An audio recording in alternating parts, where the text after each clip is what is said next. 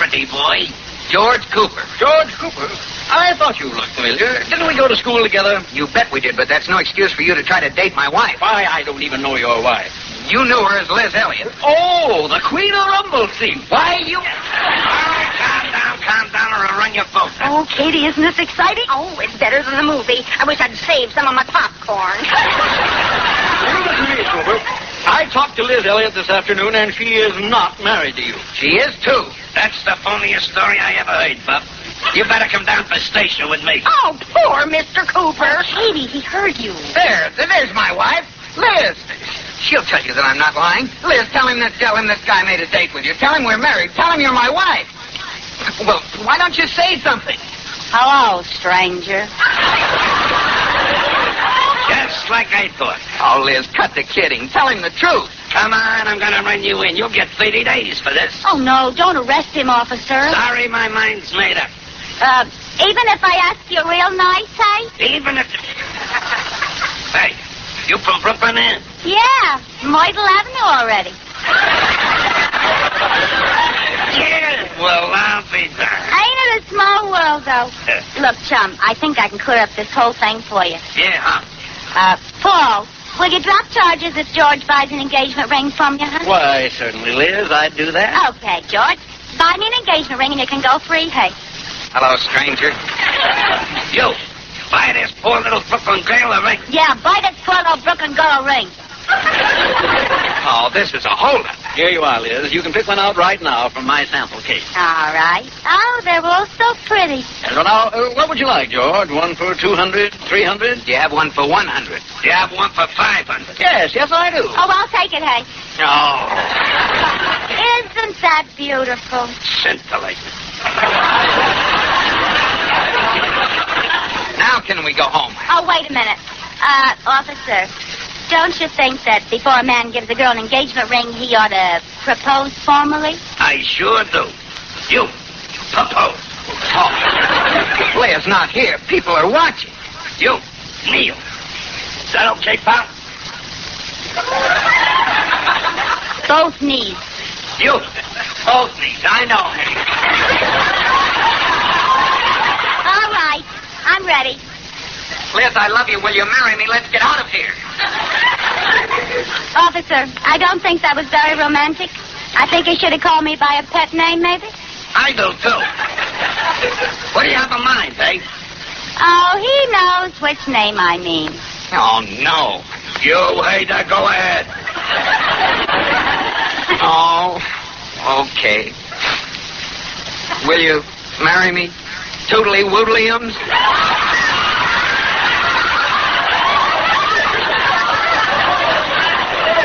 Oh, George, of course I will. Ain't that romantic? When are you going to get married? 10 years ago. 10 years? Hey, that's impossible. Who cares? I got back my favorite husband.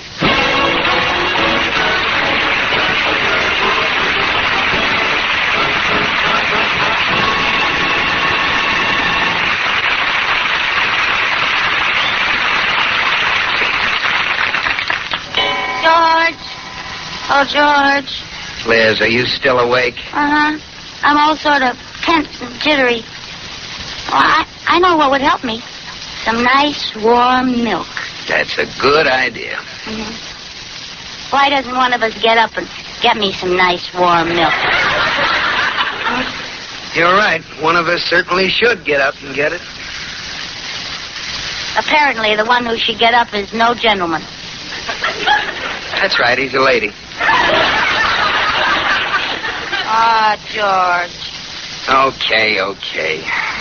Where are my slippers? Ouch, darn that chair. Liz, would you like some chocolate in the milk? Liz?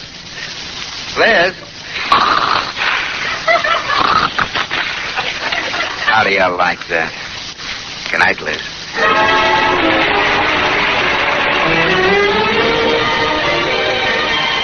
My Favorite Husband, starring Lucille Ball with Richard Denning, was produced for broadcast in the Frankfurt studios of the American Forces Network Europe by Air Force Sergeant Dave Schofield. Specialist Brad Scott speaking. Join us next time for My Favorite Husband.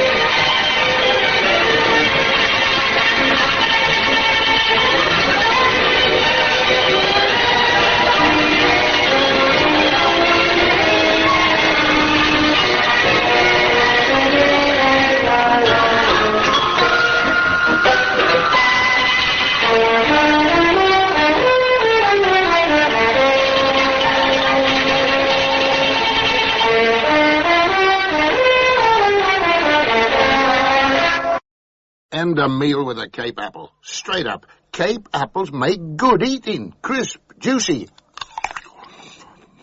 Marvelous exercise for the old choppers. Go on, treat yourself. Live. Buy a bushel or two of Cape apples today. You can't lose. Yes, it's for you. It's your dinner. It's called cupboard love. Cupboard love's different. Comes in a packet, not a tin. See this foil pouch? Keeps it moist and squeezy. That's right. It's a new kind of cat food. Moist. It's good for you. Like it? New cupboard love. What the well-cared-for cat has for dinner. Throat real scratchy, tickly raw. That's what Vic cough drops are for. Taste like a sweet, soothe like a medicine. Vic cough drops.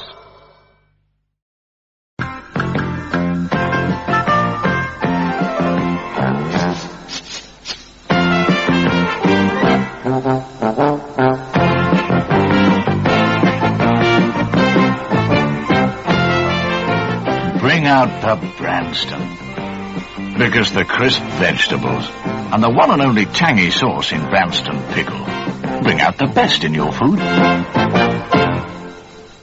This Electra Automatic has 10 different programs, takes a £9 wash, and is double guaranteed. And it's only £77. Only at your electricity board.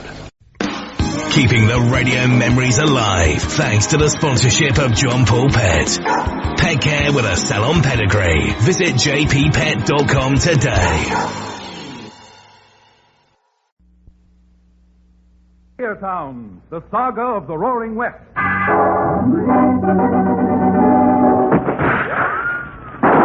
Frontier Town. El Paso, Cheyenne, Calgary, Tombstone. Frontier Town.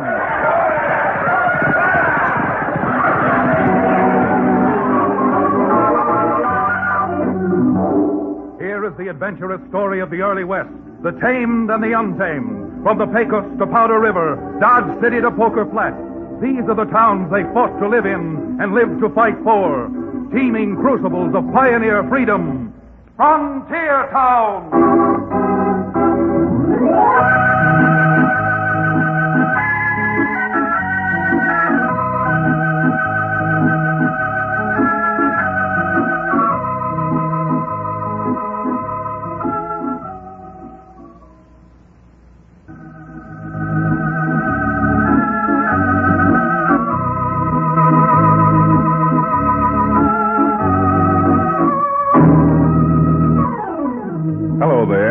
If you ever happen to be in the frontier town called Dos Rios, well, here and now you've got an invitation to look me up.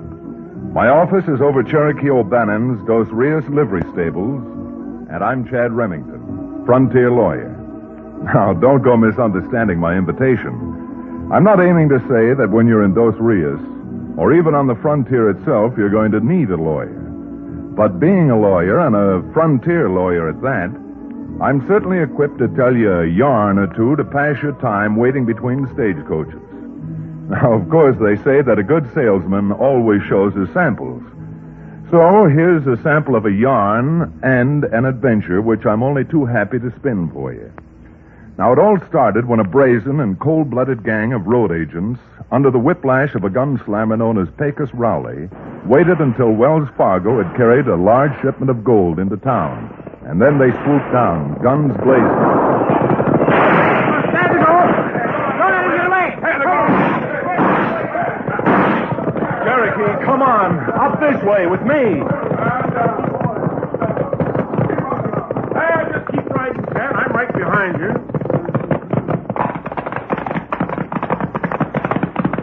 Counselor, I'm not objecting to being in this posse, but I'm not a mountain goat. Where are we going? Back into these hills, Cherokee, until we find them or lose their trail. Now stop jawing and keep that horse moving. Come on.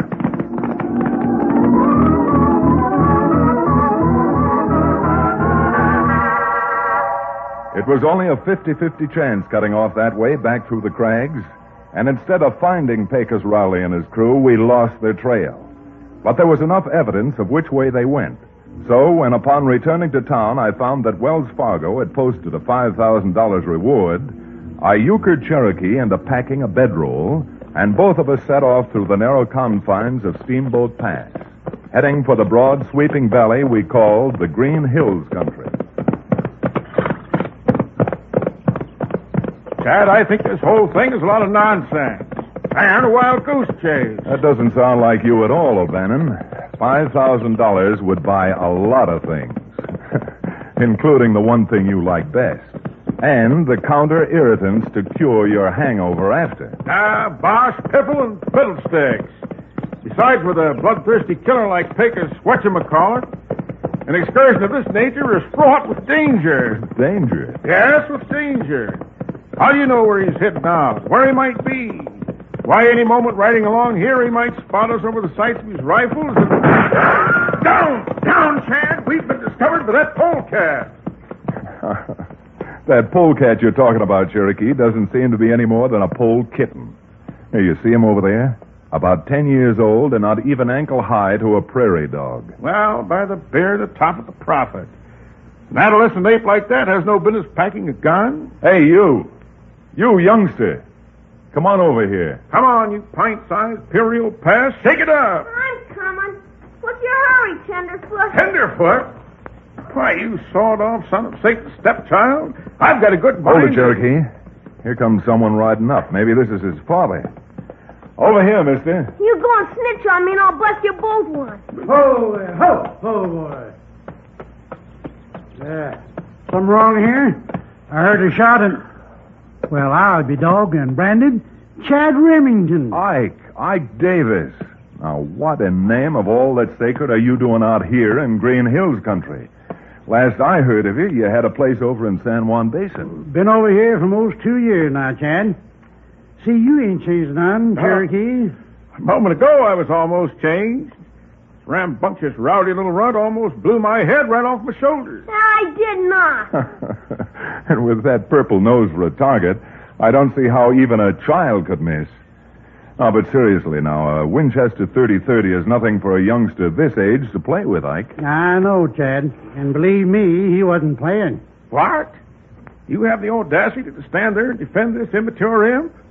Moreover, you're starting to sound as if you were his father, which, begging your pardon, we know you're not. Well, I don't blame you for not knowing, Cherokee, but I am Mickey's father.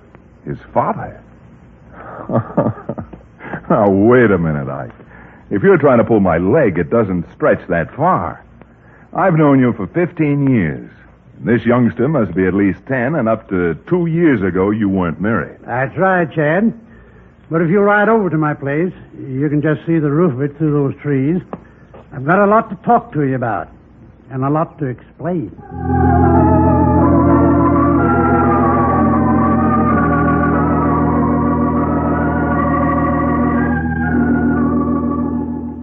Now, wait a minute, Ike. You'll have to go a little more slowly. Now, tell me that last part just once more, about how you got married. Well, I thought by moving to the Green Hills country, I might do better than I did over in the San Juan Basin. But with no money and not being able to hire much help, things got worse instead of better. Uh-huh. So, being able to do most of the outside work myself, what I needed was a woman to look at the house and the little chores. Well, to make a long story short, I run an ad in one of them matrimonial magazines. You mean that you actually advertised for a wife? I did. And I got one. And I must say that Nellie's a fine girl. Fine girl. Oh, then this young hoodlum is her son, is that it? Mickey? Oh, he really isn't so bad. The trouble is, this is the first time he's ever been out in the country. You see, the man Nellie was married to before was an Easterner. He came from Brooklyn. Well, that certainly explains a lot, except for one thing. Just how is it you let a 10-year-old youngster pack a rifle? Well, to tell the truth, in the last couple of days, we've been looting food out of our cellar. We don't know how or who's been stealing it, but it's got so bad that unless we put a stop to it, we're going to be going hungry ourselves pretty soon. Well, I'd certainly be careful with a youngster who's new to the West handling a gun. And now, Ike, I'd like very much to meet your wife. Oh, Nellie'll be in pretty soon. She's out in the barn doing the milking. You see, I run a few head of cattle, but trying to do it all myself, even with the little help I get from Mickey, it can't amount to much. For instance, right now, I should be bringing the hay for the winter feed. Well, if Cherokee and I can be of any help while we're over here, we'd be only too happy to give you a hand. Ah, Chad, in the first place, you forget what we're over here for. And in the second place, when I bend my elbow, I'm not in the habit of bending it with a pitchfork. Well, a little bit of honest work won't do a bit of... Oh, come on in, Nellie. I want you to meet two of my old friends from Dos Rios. Well, any friends of Ike's are certainly friends of mine, I always say. Chad Remington and Cherokee O'Bannon, my wife, Nellie. How do you do? Well, I'm very pleased to make your acquaintance. I'm sure likewise. Nellie, Chad and Cherokee are going to stay here for a few days and help us get in the hay. Well, that's certainly nice of them. When Mickey was a little baby, we spent a 2-week vacation down at Bensonhurst. That's on Long Island. And I was surprised to see how everybody went out of their way to help their neighbors. Well, it's the same way out here, Mrs. Davis. Except that if we Westerners didn't help one another, we wouldn't have much of a West. Oh, ain't that the truth? Except we got some neighbors now who keep helping themselves to our food without us knowing anything about it. Neighbors? Yeah, that's what I was telling you about. Of course, we don't know who it is, but if we ever find him, they're going to have a hide full of buckshot. Cherokee, to get the hand done, we'll split up into 2 teams. I'll work with Ike, and you and Mickey can work on another rig. Mickey? Yes, What? Mickey. And the point I'm trying to make is this. While you're out haying, you keep your eyes open and your gun handy. If you can find who's been pilfering the food out of the Davis' cellar, there's the barest chance you may end up $5,000 richer, thanks to Wells Fargo.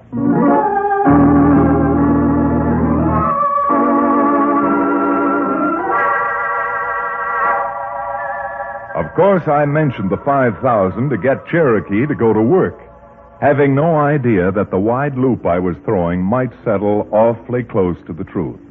Because Pecos Rowley and Lefty, one of his men, were hidden out not 2 miles from Ike Davis's little ranch. Well, Pecos, how about it? We sure could use some more food. What you seem to do while we're hiding out in this barn is to eat. Nothing but eat. Yeah, I know, Lefty. With every sheriff between Dos Rios and Denver looking for us, I don't dare show my face for a while. And just hanging around makes me nervous. And hungry. Well, it's a good thing this deserted place is just a couple of miles from that Davis ranch, or we'd be eating twigs and grasshoppers. How about it? You want to ride over there and sneak into their cellar again? Yeah, but I sure don't like walking them 2 miles over there, them 2 miles back, loaded down. Well, why can't we take the horses? Yeah, and have someone spot us? Nothing doing. And while the hay in that field is up to our shoulders and we can walk through it without being seen. Come on, I'm getting hungry again. Let's go.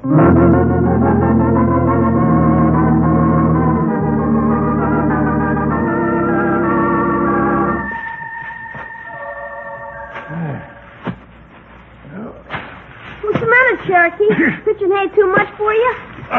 Well, no, Mickey, but I just thought that we'd stop now here for a few minutes. I could give you a lesson or two on how to shoot that rifle. Are you kidding? I bet you couldn't hit the broadside of the Flatbush Avenue car barn. Oh, I can't, eh? Here, give me that Winchester and I'll show you. Now, the first thing to do is to hold the rifle lightly. Don't pull the trigger. Squeeze it slowly, like this. Now, I'll pick a target the other side of the hayfield and show you how to aim.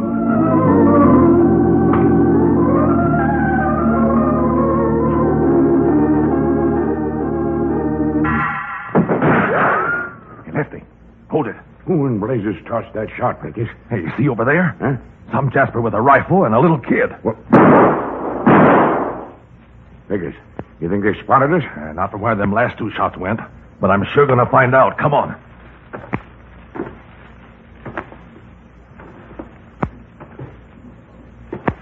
How are you getting the idea, Mickey? Why, you ain't in nothing yet. We're back in Brooklyn. I take you down to Coney Island to a shooting gallery and teach you. Wait a minute, Lefty.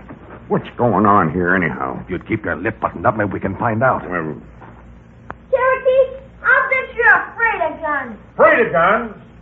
Why, listen, my urban urchin. You know the reason why Chad and I are up here in the Grass Hills country? Why, we're up here to capture one of the worst crooks in the entire West. Pecos Rowley. Why, that big mouth lefty. You leave that gun alone. You ain't doing no shooting out here. Because I just got an idea that's going to take care of both of them and give us money to burn. Come on. We're going back to the hideout and start this thing working.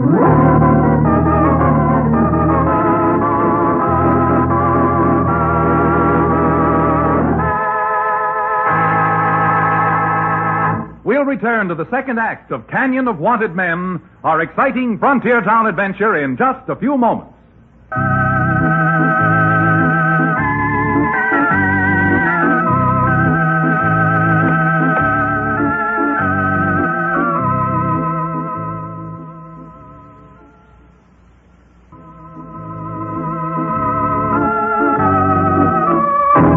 And now, Frontier Town.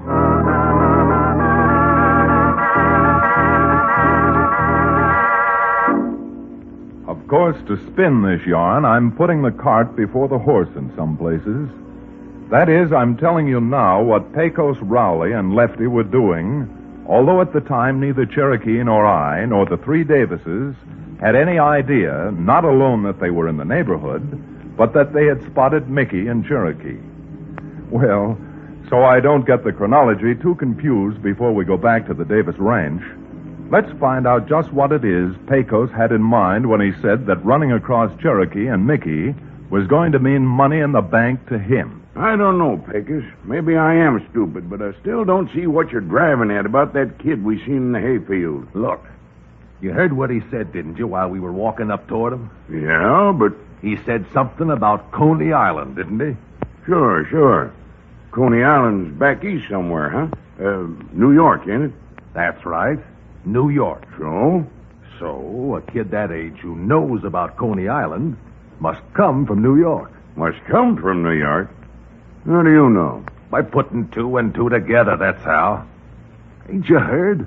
Some of these ranchers out here are taking Eastern dudes in for boarders, like they do at hotels. Well, what if he does come from Coney Island? It certainly was no reason for not ventilating them and that red-nosed monkey with him. What's the matter? You got friends in Coney Island or something? No, you knothead. I ain't got friends in Coney Island. But if you'd ever stop to think, maybe you'd see what I mean. If the kid is a dude who's out here boarding at the Davis Ranch, what does that mean? Yeah, never mind, I'll tell you. It means his old man or his mother has to have a hatful of dinero, that's what. Rich Easterners. Okay, so they're rich Easterners. What's that to us? What's it to us? Oh, nothing. Nothing more than $50,000. Don't you see? We go over to the Davis Ranch tonight, sneak into the kid's room and grab him. Yeah? Then we leave a note that tells them if they want to get the kid back, it's going to cost them $50,000 of Uncle Sammy's nice new frog skins. Now do you get it? Say, you got a real good idea there, Pecos. Real good. Only, what happens if they don't pay us the $50,000? Or if they ain't got that much? Then you can do what I stopped you from doing this afternoon. You can get out that gun you're so anxious to use and shoot the brat full of nice little round holes.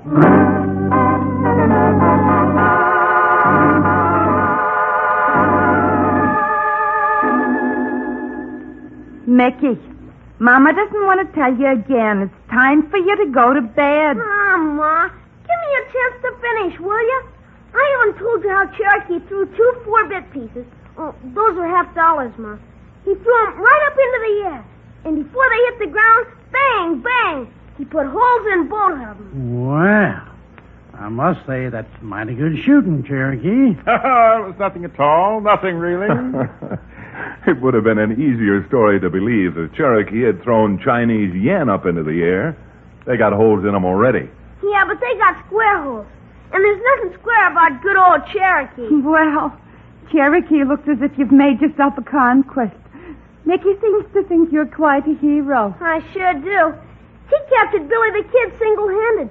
And Cherokee's promised to teach me how to ride a horse. I mean, ride one good. He owns a livery stable. Then, Mickey, You better look out that he doesn't sell you a couple of bottles of his genuine Cherokee Indian rattlesnake oil along with it. All right, Mickey. You've heard your story. Now it's time for you to go to bed already. Oh, look, Ma. I got a keen idea. If you'd let me go riding with Cherokee tonight, so he could really teach me how to ride a horse, then by tomorrow, I bet you I'd be able to help you with the chores around here. Ride down and bring in the cows, I mean. It wouldn't surprise me a bit if it could help by tomorrow. All right, Ike. What do you think? You're Mickey's father, too, you know. Oh, let him go. An hour isn't going to make much difference. And knowing that Cherokee found that pint bottle I had hidden in the kitchen, it might keep Cherokee out of trouble, too.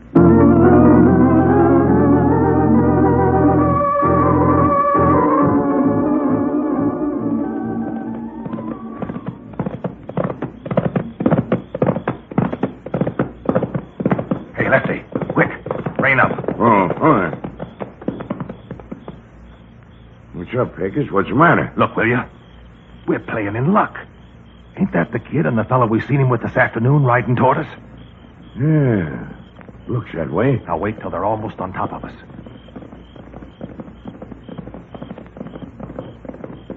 Here they come, boss. Okay, Lefty. Now start throwing some lead around their ears. All right. Hold it. You don't want to get blasted clean out of your saddles. You're smart, mister. You leave that gun right in its holster. What's going on here? What is this? Oh, nothing. We're just taking you and this kid for a little ride. Go on, you lay a hand on me and I'll slap your ears off. Now, you better do as he says, Mickey. Well, why don't you do something? I thought you were the guy who captured Billy the Kid. Well, I was. This doesn't happen to be Billy the Kid. You said it. And if you're interested to know just who it is, my name's Pecos Rowley. Uh-oh. Hey, look. Cherokee fainted and fell right off his horse.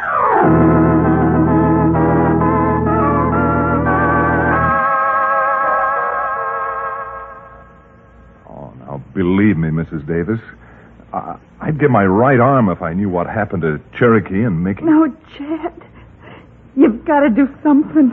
You've got to. Now, don't go to blaming Chad, Nellie. Oh, I'm as much at fault as anybody, I guess. But I think with your help, Ike, maybe we can find him. Oh, Chad, you mean you know what happened to him? Well, about a mile from here, I found tracks where 2 horses had stopped. And I also found some empty shells. Tarnation thunder, Chad. You mean there's been a shooting? I don't know what I mean yet, Ike.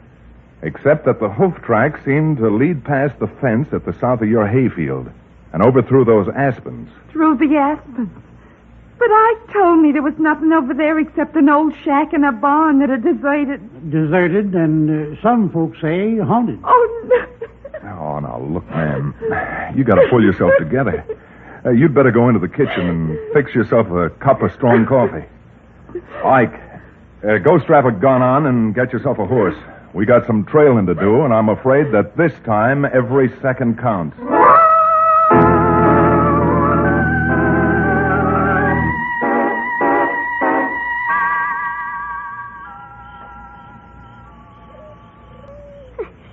Cherokee, you gotta get us out of here.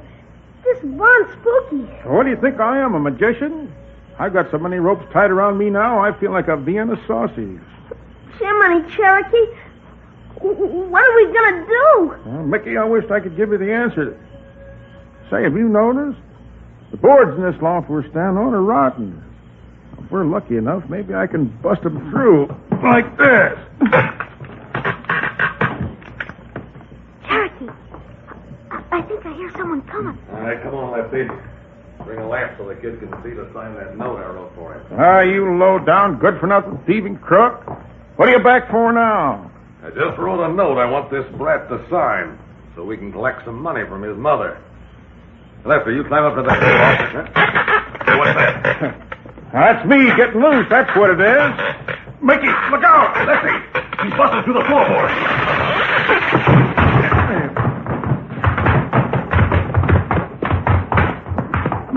Mickey, run for it. Hey, quick, Lefty. Grab that kid. Let go! You concerned brat. Now I got you. Well,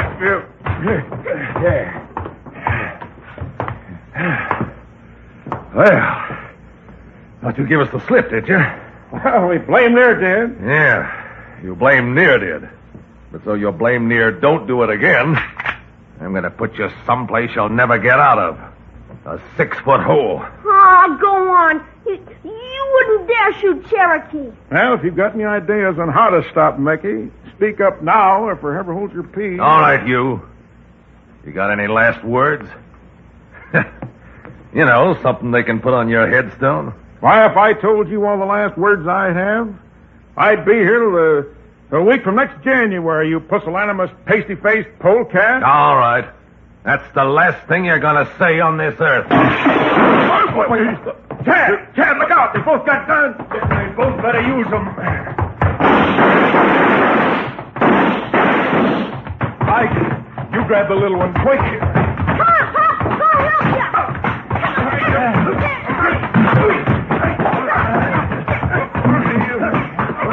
All right, you hold him, Chad, and I'll slug him.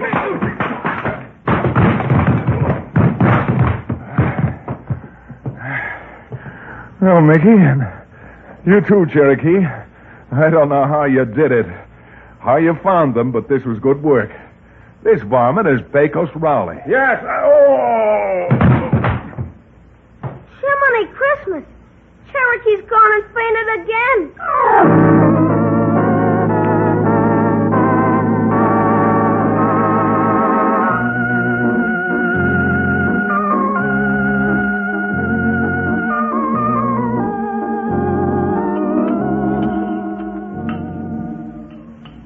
Nellie, without a doubt, the finest vegetable soup I've ever eaten. In fact, I'd say this soup will grow more hair on a man than my rattlesnake oil. Of course, on the wrong places. Hey, if you think this is good, Cherokee, you ought to taste the soup Nellie makes called clam chowder. Coney Island clam chowder. But you don't have clams out here of oysters. And they're too expensive for folks like us to buy anyways. Yeah. My mom's a swell cook. Well, with Pecos' trial coming up at the end of this week, you'll be getting your share of the Wells Fargo reward money. And that ought to buy you a lot of things that you need. Jumped up John Thomas Chad. No such thing. That reward belongs to you and Cherokee, not me. Oh, maybe not to you, Ike. But Mickey is certainly entitled to his share. Oh, shucks, Chad. I didn't do nothing. Oh, the ticket you didn't. Well, you bet that horrible-looking lefty on his gun arm so he couldn't use it. Matter of fact, I think you saved my life. Well, if that's true, Cherokee, maybe you ought to give Mickey your share of the Wells Fargo reward, too. Oh, no, I should say not. I wouldn't hear of it. Nellie, it might prove to be a very good thing for Cherokee. Anytime he gets his hands on money, he throws it away over the nearest bar. Ah, but not this time, Counselor. This time I put my money in the savings bank. Oh, so? And why the change of heart? Well, he gave me a little pocket bank to save my nickels and dimes in.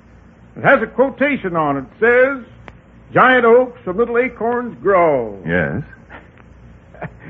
So, being a man who's interested in any kind of corn that can age an oak, I figure I ought to end up owning a distillery.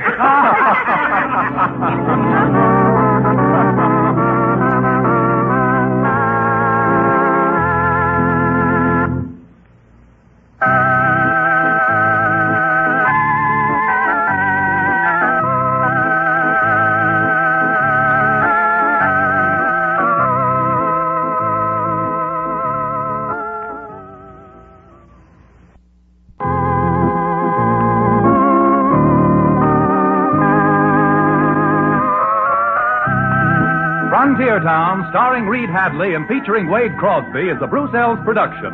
Story and direction by Paul Franklin. Music written and played by Ivan Ditmars. Be sure to be with us again, same time next week, for another fine action-adventure story with your favorite young Western star, Reed Hadley.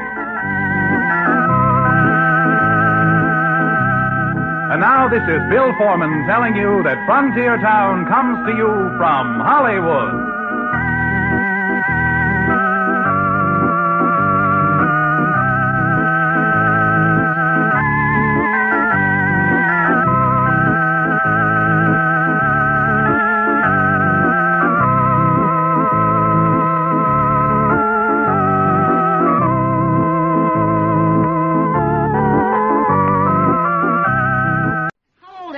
is that vase? It's 1,000 years old and worth £10,000. Ha-ha! This curly-whirly, with all its miles of chewy toffee covered in creamy Cadbury's chocolate, is 10 minutes old, only costs 3p. Of course, you can't stick flowers in it. But you can't chew a vase.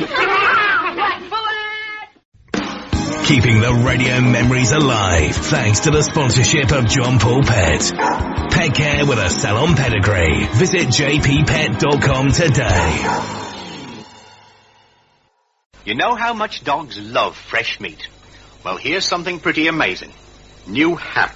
Moist, meaty, really juicy chunks that look and taste as good as fresh meat. Dogs love it just as much. See, one collie's eating fresh meat, the other hap. Now watch.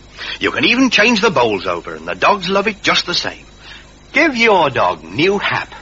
It looks and tastes as good as fresh meat. Once upon a time there was an engineer. Choo-choo Charlie was his name, we hear. He had an engine and he sure had fun. He used good and plenty candy to make his train run. Charlie says, love my good and plenty. Charlie says, really rings the bell. Charlie says, love my good and plenty. Don't know any other candy that I love so well. When you want a drink to cool your thirst, 7-Up's the one to reach for first. For satisfaction, 7-Up, 7-Up, 7-Up drives thirst away.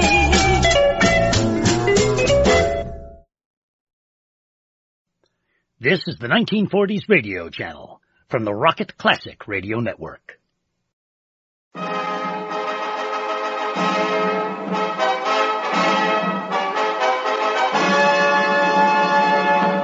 The National Broadcasting Company present, transcribed, Sir Ralph Richardson in Theatre Royal.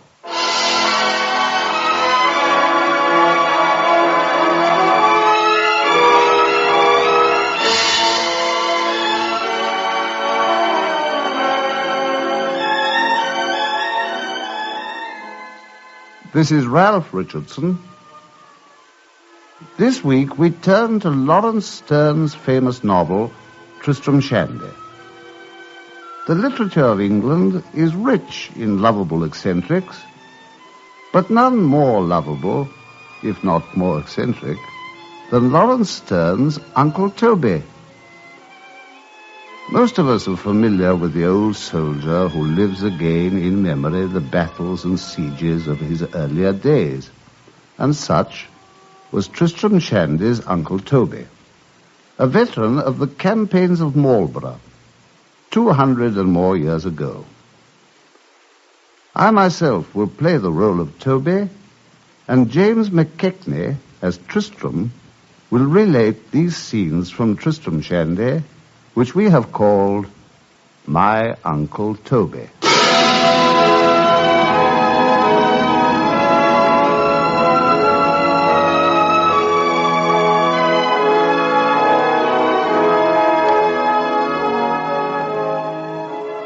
I verily believe that a man might walk from Dan to Beersheba, were he in the walking mood, ere he met up with a worthier or more amiable man than my Uncle Toby. And though my uncle may have taken upon him to ride somewhat upon his hobby horse, can I think any the less of him for that?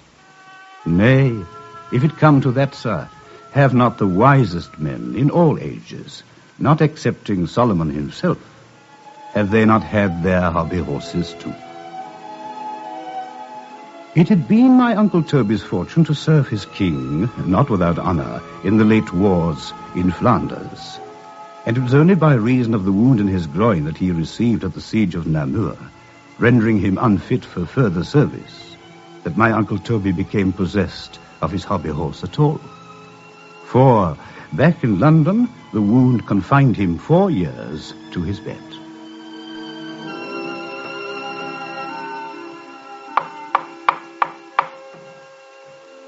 Come in, brother. I'm not asleep.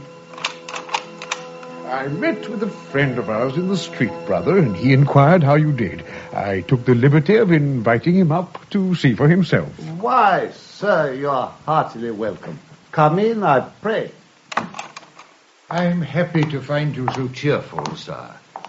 your brother gave me sad news of your wound. Oh, well, a man must bear cheerfully what the Lord sends him.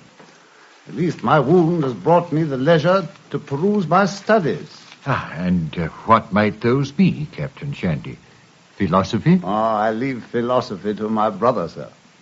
No, I've been engaged upon the study of projectiles and fortification, which are, of all the studies we know, perhaps the most generally neglected. That I can well believe. But none the less interesting for that. Indeed, I find much in the study to console me. Until Tartaglia proved to the contrary, I'd honestly believed that the cannonball which did me this mischief had followed a right line. Was it a cannonball which gave you your wound, then? It was a coping stone broke off by a cannonball from the parapet of a hornwork before the gate of St. Nicholas, in one of the traverses of a trench opposite to the salient angle of the demi-bastion of St. Roch at Namur. And this was at the siege of Namur, Captain Shandy? If you'll do me the kindness to reach me the map there on the table behind you, I can make the whole thing plain to you. Now, as you can plainly see, before the gate of St. Nicholas, which lies here, a counter-scarp, which extends itself from the bank of the Mars, quite up the great water stop, lies over ground which is cut and cross-cut with a multitude of dykes.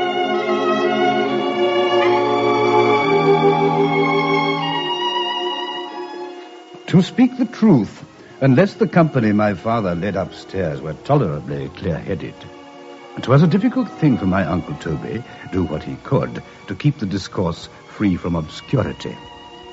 Even with a map to aid him, it was not always possible for him to find his way among so many obstacles.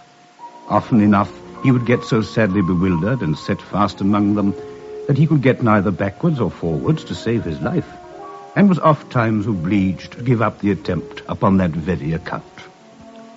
This fact could scarcely be lost upon his servant, Corporal Trim, who waited upon him and served him with great fidelity and affection.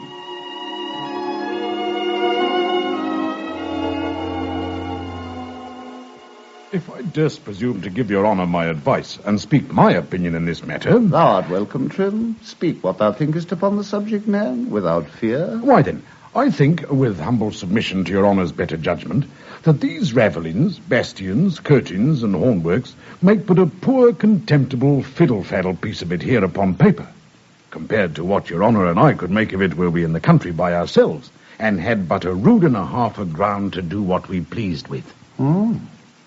Well, there's my house in Yorkshire, Trim, with the bowling green at the bottom of the garden. Well, then, as summer is coming on, your honour might sit out of doors and give me the nography. No, you must call it the iconography, Trim. The iconography of the town or citadel, either of Namur or any other your honour was pleased to sit down before, and I'll be shot by your honour upon the glacé of it if I did not fortify it to your honour's mind. I dare say thou wouldst, Trim. For if your honour could but mark me the polygon with its exact lines and angles... That I could do very well. I will begin with a fosse. And if your honour could tell me the proper depth and breadth... I can to a hair's breadth. I would throw out the earth upon this hand towards the town for the scarp, and on that hand towards the campaign for the counterscarp. Very right, Trim. And when I had sloped them to your mind, and please your honour, I would face the glacé with sods, as are the finest fortification in all Flanders. The best engineers call them gazons, Trim. Your honour understands these matters better than any officer in His Majesty's service. Now let us but go into the country. I would work under your honour's directions like a horse, and make fortifications that it would be worth all the world's riding 20 mile to see them. Say no more, Trim. Besides, your honour would get not only pleasure and good pastime, but good air and good exercise and good health. And your honour's wound would be well in a month. Thou hast said enough, Trim. I like thy project mightily. And if your honour pleases, I'll this moment go and buy a pioneer spade to take down with us, and I'll bespeak a shovel and a... Go down, my lad. Bring my supper up this instant. We shall set out for the country within the week.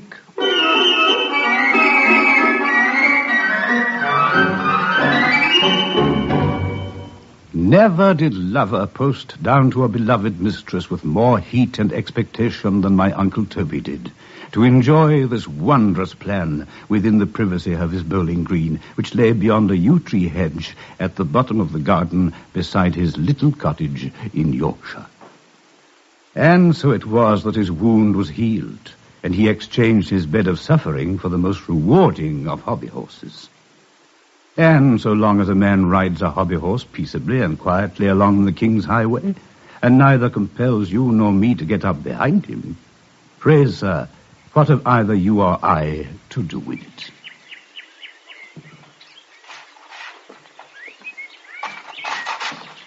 I think thou hadst better sharpen the salience a trifle, Trim, and level it off at the foot of the glasses. As your honour says. Oh, I wonder, Trim, whether he'd not made the breach an inch too narrow by yesterday's account of the matter. Yeah, I was wondering much the same thing, your honour. Have I your honour's permission to widen it by an inch? I wouldn't for the world, Trim, have thee think that I set too favourable a construction on the account. But if a line be fairly drawn from the centre of the ravelin to the northern end of the bastion, as the Gazette directs that it should be drawn... Your honour is in the right. Then let us not lag behind his grace, Trim. Widen the breach by a single inch, and the matter is set to rights. As your honour says. Does your honour think that the town will fall by the end of the week? I have a premonition that it will do so, Trim, just as Amberg, Bonn, Reidenberg, and Huey fell before it. But the post will be in by the dinner hour. With submission to your honour, if we should have the carpenter build us a little model of a town, to be run up together of slit deals and then painted, and we clapped it within the interior polygon... Built exactly after the pattern of those in Flanders, Trim. With grated windows and the gable ends of the houses facing the streets. Only... not to have the houses run up together, Trim, but to have every house independent, to hook on or off, so as to form into a plan of whatever town we please. Your honour has hit the nail on the head. Then run and fetch me the carpenter, Trim. We've no time to lose. Oh, but stay. Here comes the Gazette from the post office. Good day to your honour. Good day to you, Susanna. Wait, Trim, wait till I've read the dispatch. Trim, take thy mattock. Batter down the face of the West Bastion. Right, your honour. 'Tis done, your honour. E'en as your honour supposed last night. Give me the colours, Trim. Help me up onto the ramparts. By heaven, the town has fallen.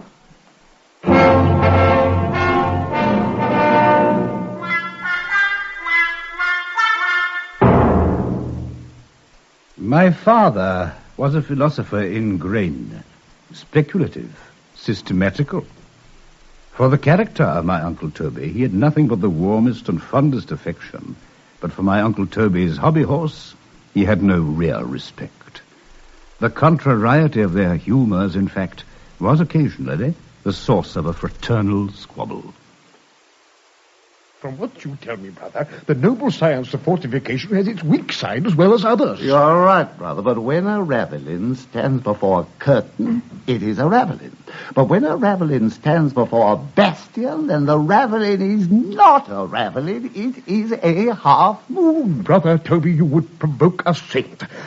There was I trying to explain to you a matter of the gravest import. And here have you got us, I know not how, soused into the middle of the old subject again. I wish the whole science of fortification with all its inventors at the devil. It's been the death of thousands, and it'll be mine in the end. I would not, Brother Toby, have my brain so full of saps, mines, blinds, gabions, palisados, ravelins, half-moons, and such trumpery to be proprietor of Namur and of all the towns of Flanders with it. I need not tell the listener that a man's hobby horse is as tender a part as he has about him. But my Uncle Toby was a man patient of injuries. Pray, sir, what said he? How did he behave? Oh, sir, it was great. He merely looked up at my father with a countenance spread over with so much good nature, so placid, so fraternal, that my father was touched to the heart. Brother Toby, I beg thy pardon. Forgive, I pray thee, this rash humour which my mother gave me. My dear, dear brother, thou art heartily welcome to it had it been 10 times as much, brother. But it's ungenerous to hurt any man. A brother worse, but to hurt a brother of such gentle manners, so unprovoking and so unresenting, it's base. By heaven, it's cowardly. You are heartily welcome, brother, had it been 50 times as much. Besides, what have I to do, my dear Toby, either with your amusements or your pleasures, unless it was in my power, which is not, to increase their measure?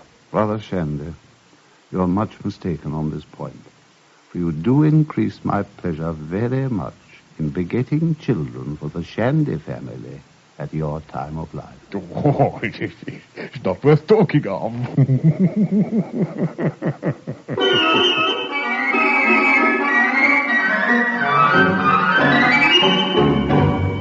In a moment, we continue Theatre Royal, starring Sir Ralph Richardson.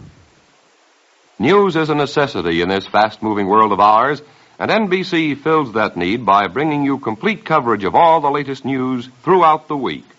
Monday through Friday on NBC, you'll hear such outstanding reporters and commentators as John Cameron Swayze, Alex Dreyer, David Brinkley, Morgan Beatty, Pauline Frederick, and many others. And on weekends, there's a series of widely acclaimed panel programs bringing you the people who make the headlines. There's Meet the Press, Youth Wants to Know, American Forum of the Year, just to mention a few. It's the best in news coverage. And speaking of news programs, here's a word about an NBC feature you may not be familiar with. It's called Weekend, and it's brought to you each Sunday afternoon, a 2-hour radio newspaper from front page stories to fashion and society news, reported by Leon Pearson, Tex and Jinx McCrary, Merrill Muller, and many other expert newsmen and women. Weekend is unique in the field of radio reporting. Try it this Sunday. We now continue Theatre Royal, starring Sir Ralph Richardson.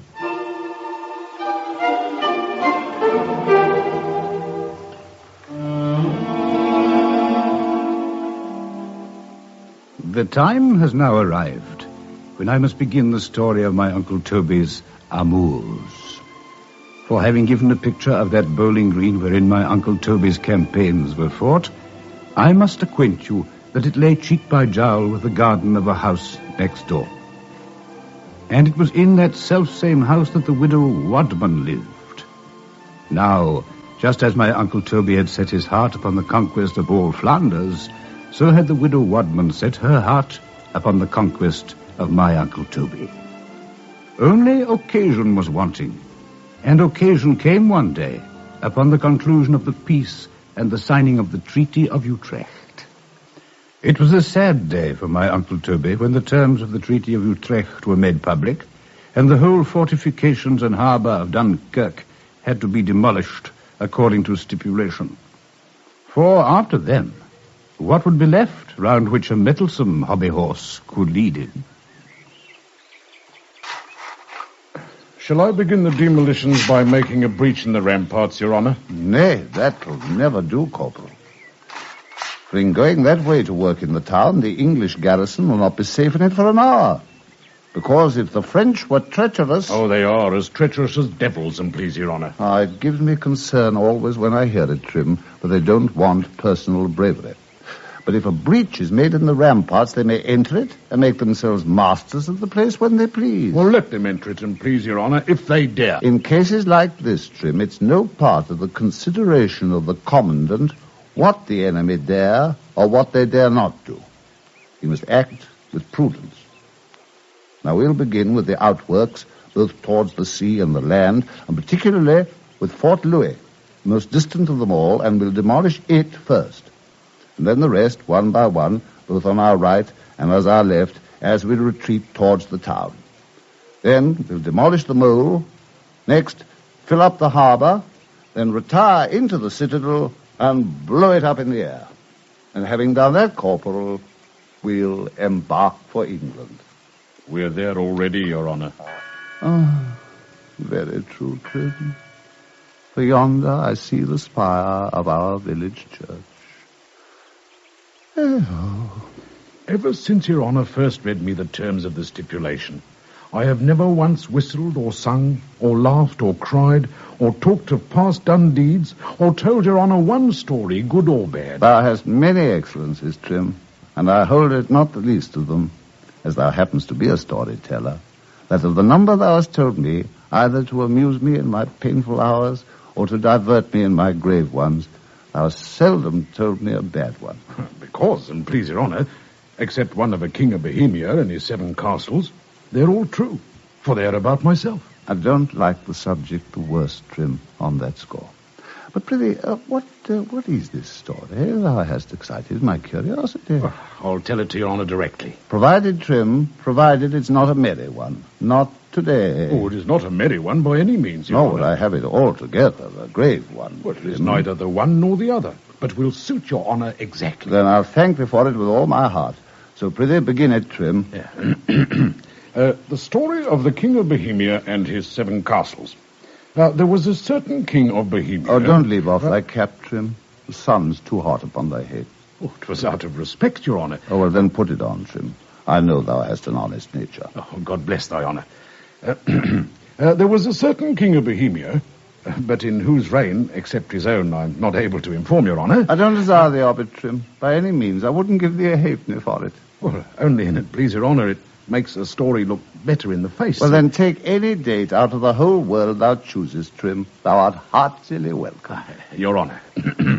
Now, in the year of our Lord, 1712, there was, and it please Your Honor... Oh, nay, Trim. No, I'll tell thee truly. Any other date would have pleased me better on account of the sad stain upon our history that year in marching off our troops and refusing to cover the siege of Quesnoy. Oh. Therefore, I would advise thee that if ever thou tellest that story again... If I live, and please Your Honor, but once to get through the story, I never will tell it again. Oh, tut, Trim. Begin again.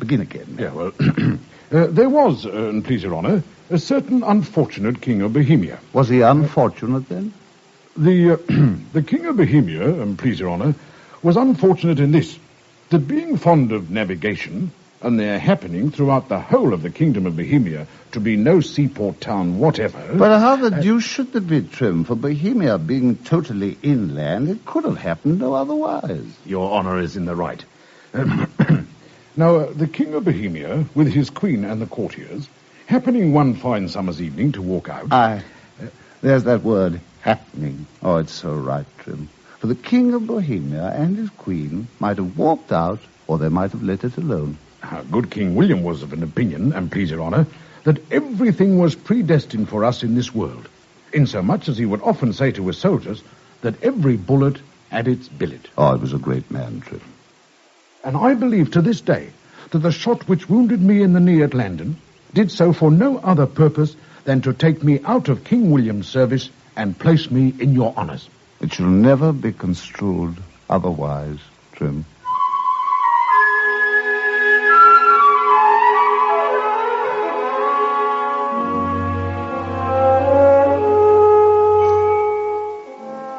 What was the truth about the King of Bohemia and his 7 castles, we shall never know, because my Uncle Toby sent Trim upon an errand before he could ever explain the matter.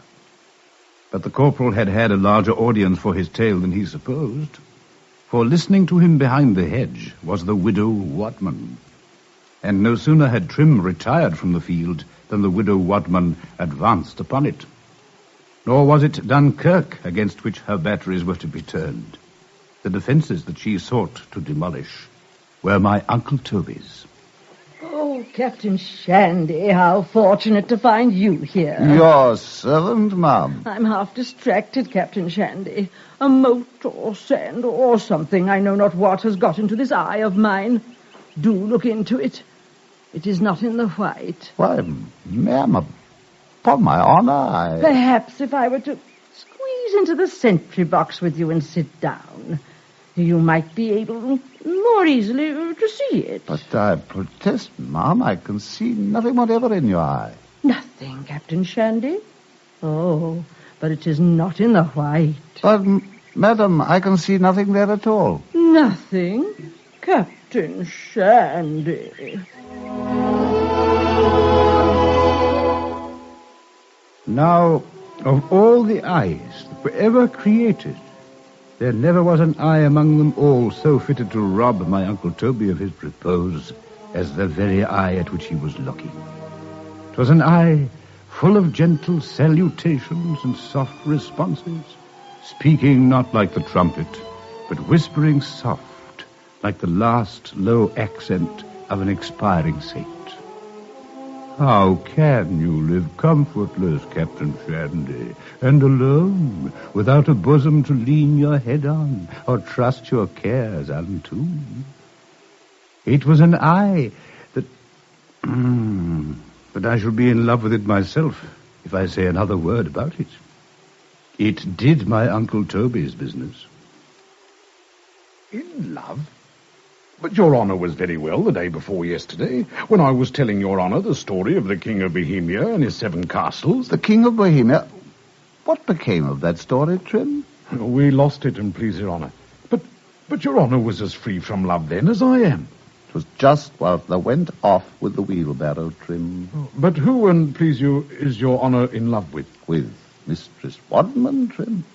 She's left a bullet here in my breast. Well, why, and please Your Honour, she can no more stand a siege than she can fly. But as we are neighbours, Trim, the best way, I think, is to let her know of it civilly first. Now, if I might presume to differ from Your Honour... Why else should I talk to thee, Trim? Then I would begin, and please Your Honour, with making a good thundering attack upon her in return, and telling her civilly afterwards.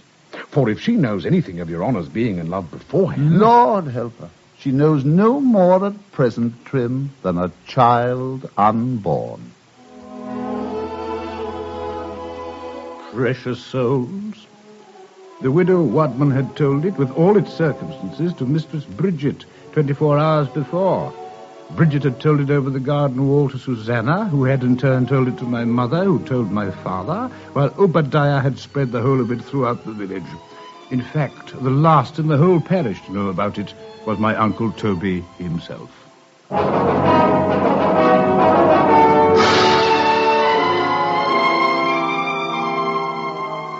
And so, in due time, the attack was launched. Corporal Trim had arrayed himself in his regimentals.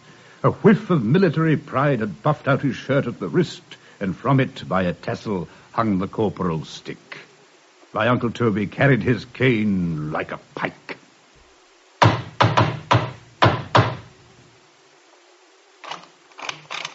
Captain Shandy to see you, madam. Why, Captain, what a surprise, I declare. Pray sit down. Madam, I am in love. With you, madam. Yes, Captain Shandy. The cares and disquietudes of the marriage state are very great. I suppose so, madam. I suppose so. And therefore, when a person is so much at ease as you are, Captain Shandy, so happy in yourself, your friends, and your amusements, I wonder what reasons can incline him to the state. They are written in the common prayer book. I often think of the pain that you must have suffered from your wound, Captain Shandy. 'Twas in the wars you received it, I believe. Ah, at Namur, madam. 'Twas from a coping stone, broke off by a cannonball from the parapet of a hornwork before the gate of St. Nicholas. A coping stone? Oh, it must have been very painful. And whereabouts exactly did you receive this sad blow, Captain Shandy? You shall see the very place, madam. Oh, Captain Shandy, but are you... do you... I'll show you the very place, madam. Oh... Trim! Your Honor, Mistress Wadman desires to see the place where I received my wound. Bring me my map of Namur.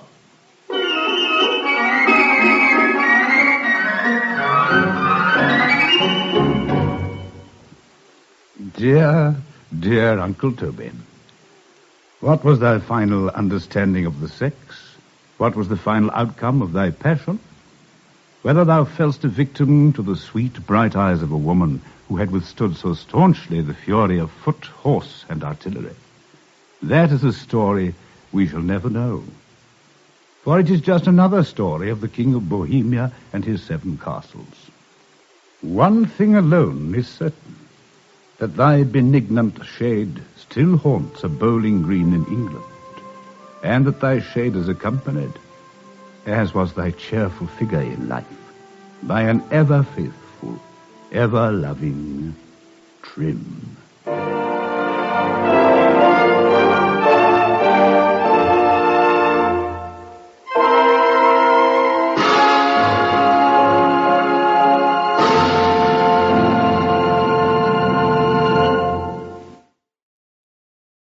Put the sun into summer with ITV and this week's TV Times.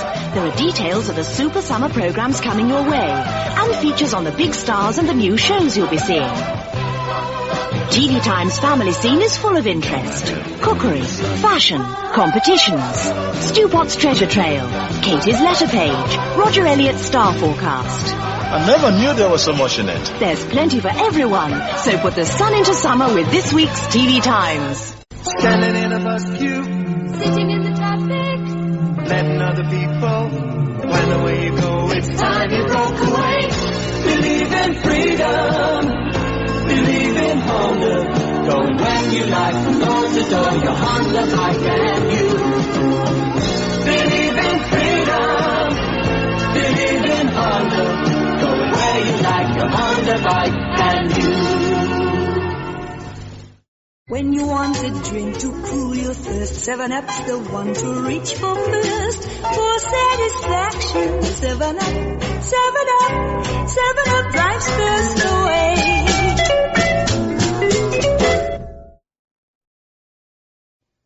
Classic shows from the golden age of radio. This is the Rocket Classic Radio Network.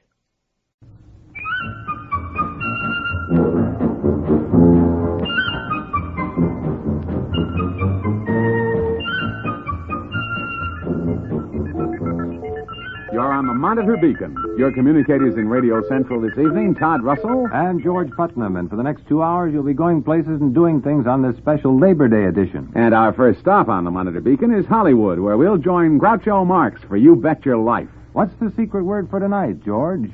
Ladies and gentlemen, the secret word tonight is walked. W-A-L-K. Really? You bet your life.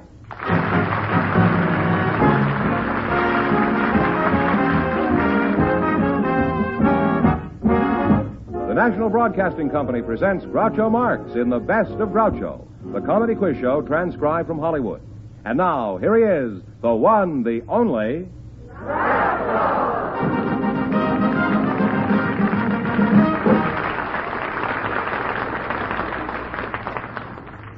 Don't look now, but it's Groucho Marx with a chance for each of our couples tonight to win a lot of money, as much as $10,000. And if any of them say the secret word, our duck will come down and pay him an extra $100. And Groucho will meet our first couple in just a moment. Driving today? Drive carefully. Say, want to get top gas mileage from your car, save money? Then try Mobil Gas Special, the new car gasoline. It's the one gasoline that gives you this proved mileage economy. In the Mobil Gas Economy run, 47 brand new cars average 19.44 miles per gallon. Try a tank full. Mobil Gas Special, the new car gasoline. It's designed to give you top miles per gallon, top power and acceleration, too. You're miles ahead with Mobil.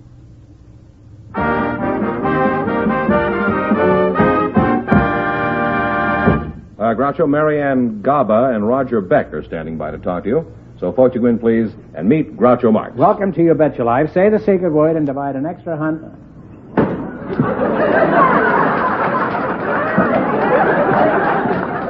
Divide an extra $100. It's a common voice, something you do every day. Marianne Gaba and Roger Beck, eh? Well, Roger and out. That's what happened. Marianne, how old? Marianne, It's Marianne, yes. Marianne, how old are you? 18 years old. 18, isn't that wonderful? In that case, Roger, back in again. Where are you from, Marianne? I was born and raised in Chicago, Illinois, but I am staying out here permanently. Oh. Yes. What does your father do for a living? Well, he delivers mail in Chicago. Well, he delivered a pretty good female, too. He delivers mail in Chicago? That's right, and lives yes. out here? He must be pretty tired towards the end of his route. Now, How does he do that? Does he have a very long arm, like the long arm of coincidence? Well, he's living in Chicago. I'm the one that's living here in California. Oh, I see. In other words, you're a little bird that's flown the nest, is that it? In other words, yes. Well, little bird, watch yourself in California. This town is full of very cool cats.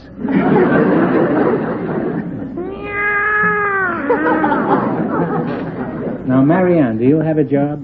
Oh, yes, I have been modeling now for the last 15 years. Modeling? An ugly girl like you modeling? I tried modeling, yes. What else do you do? I'm also a student at University of Southern Cal. No. What do you model? Bathing suits? Well, practically everything. Everything, you say? Practically everything, yes. I've never seen you on a can of dog food. Well, I don't think the dogs would buy anything with my picture on it. No, a lot of cool cats would. Now, what are you studying at USC, Marianne? I'm majoring in drama and speech and... In drama? Drama. Why is that? Eventually, I would like to become an actress and get into the show business. And I'm Why do also you taking shorthand, just in case. Shorthand. In case of what? In case the bathing suit doesn't fit? Well, Marianne, you've got a very good head on your shoulders. Well, And I wish it was mine instead. Now, Roger, I hate to talk to you, but I guess I have no choice. You can't hardly ignore me. I'm here. No, I can't ignore you, but you get you will. increasingly ugly as you stand there. That's a very difficult spot. Yes. Now, where are you from, Roger? I'm originally from Pittsburgh. Are you married? Yes, I've been married 9 years. Well, you don't cry on my shoulder. Now, what kind of work do you do, Roger? Anything that's remotely connected with anything honest? Yes, I'm a reporter for the Los Angeles Mirror News. A reporter? Is that what you are? Well, you can quote me as saying I've been misquoted. Thank you. I've heard that more than once. Maybe you could do a big story about me. What kind of reporting do you do? I'm a crime reporter, basically. Well, there's no question, but you could do a big story about me. I think I have. I suppose there is no crime. What do? Do you play pinochle in the press room like the firemen do? No, I work out of the office of the Mirror News, and on Saturdays, I do a popular music and record column, and I also do a monthly piece for Dig magazine on popular music and records.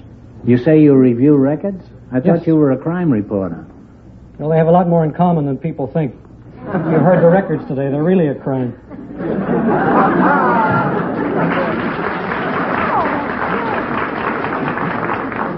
Do you like rock and roll, Marianne? I sure do. I think it's real great. And I disagree with him, even though he is my partner, but I just think it's just great. I can't disagree with her. It's not that bad.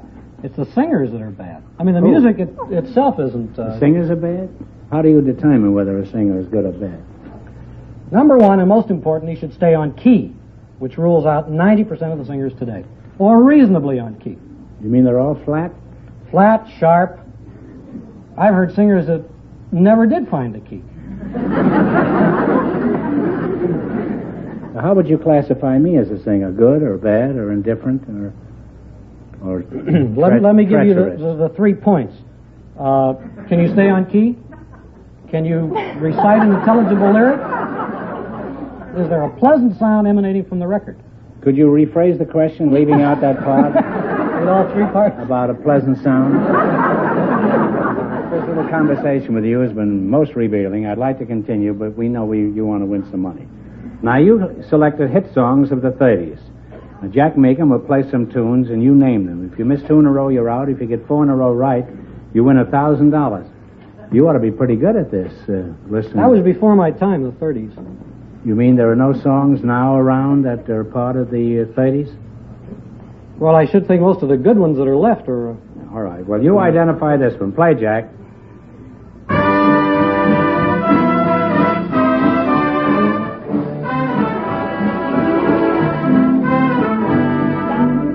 What is it? You're driving me crazy. Well, thanks loads. And you have one right. What is this big hit of the 30s?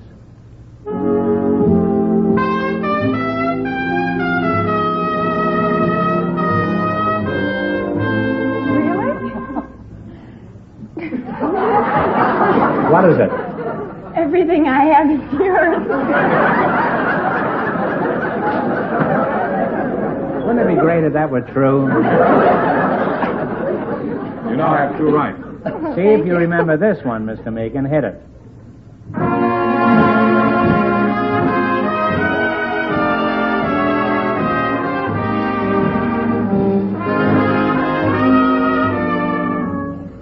Sophisticated lady. That's right. Sophisticated lady is absolutely right. You're almost there. You have three right. Get the next one right, and you'll have $1,000. Now then, what is the name of this big hit?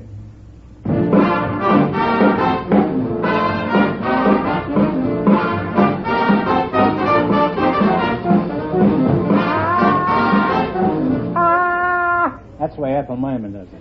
I got rhythm. You got more than that, kid. You got $1,000, as a matter of fact.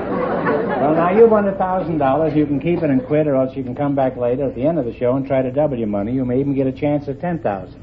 So go over and sit down and think about it. No matter what you decide to do, thanks for being on the show. Well, thank you very much. How about that? It's a pleasure.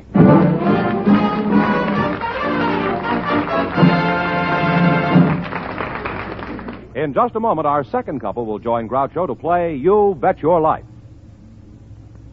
So long! Have a nice trip. Don't forget the phone. Wherever you're planning to go this time of year, go first by long distance. These people, for instance, have the right idea. Hello? Helen? Oh, hello, Tom. Where are you? Still at home. We leave in the morning. Just wanted to double check our plans. Now, George and I meet you at the lake around 7, don't we? Right. Oh, incidentally, we found even a nicer place to stay than the one Mary wrote you about. Called him long distance a couple of nights ago. You, too, can use long distance to make your weekends and other trips more carefree and relaxing. It's the quick, easy way to make reservations, call friends you plan to visit, and also to check on things at home while you're away. Why not call now, while long-distance rates are lowest? Remember, whenever, wherever you go, go first by long distance.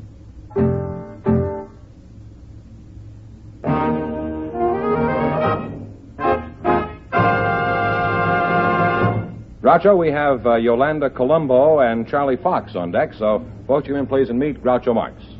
Well, welcome to You Bet Your Life. Say the secret word and divide an extra $100. It's a common word, something you do every day.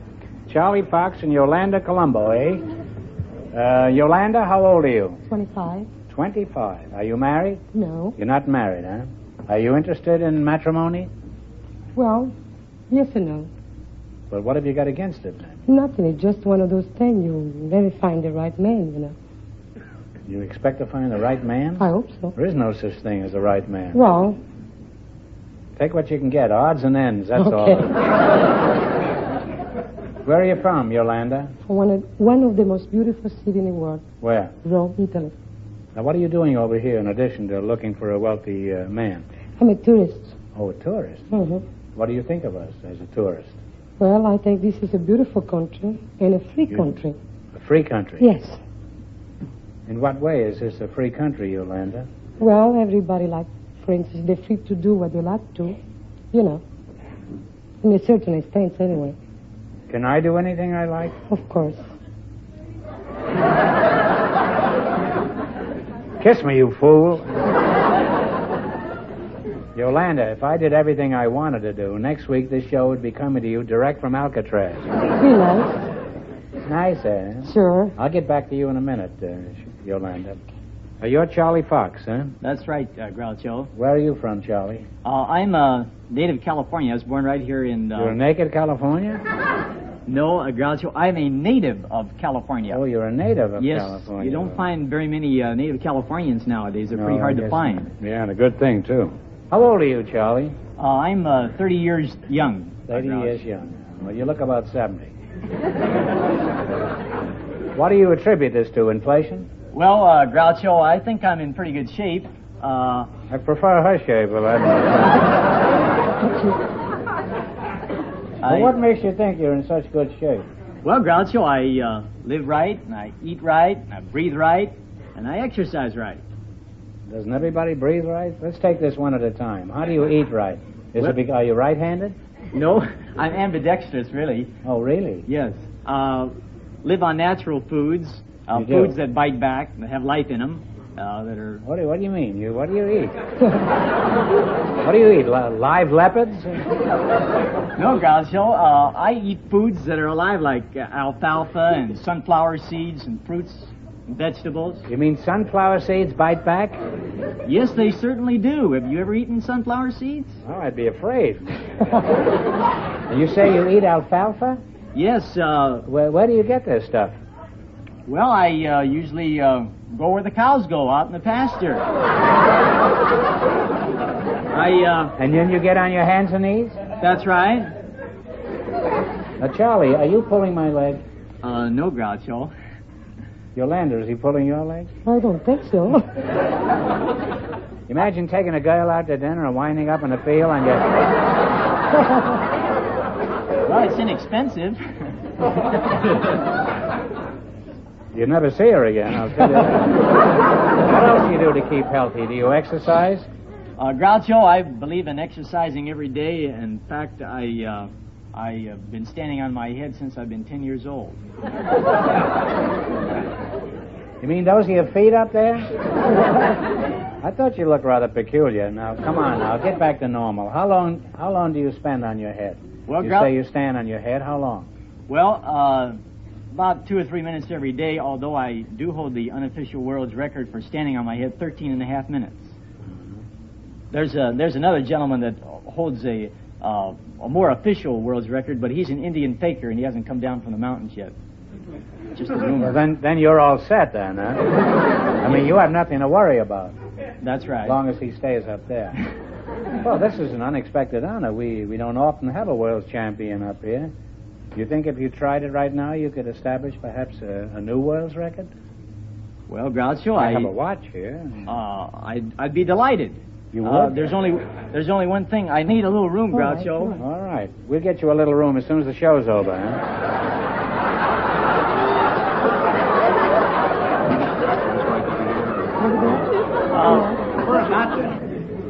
Is that all right?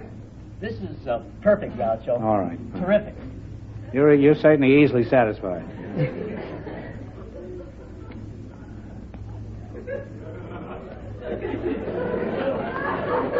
Charlie, can you hear me down there? Groucho, you're coming in fine. Now tell me, why is standing on your head so healthy? Well, Groucho, when you stand on your head, you get all that fresh blood up to your brain, and that's very important. What else does this do for you, the standing on your head? Well, Groucho, in this hustle and bustle of modern day living... You wear a bustle, too? What else does this do for you, sonny boy? Well, as I was starting to say, in this modern day of living with everyone... yes, this is a tense world we're living in. That's right. Well, this relaxes you.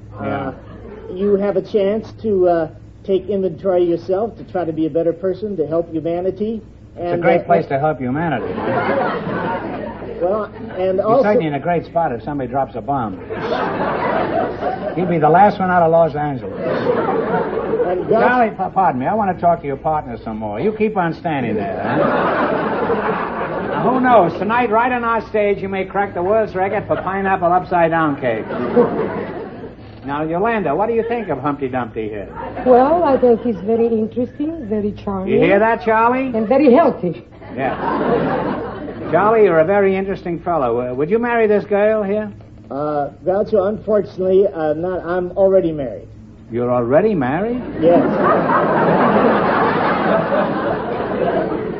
Well, I'm sorry. I'm sorry, Yolanda, that he's married. However, that's the way it goes. All the real good ones have already been hooked.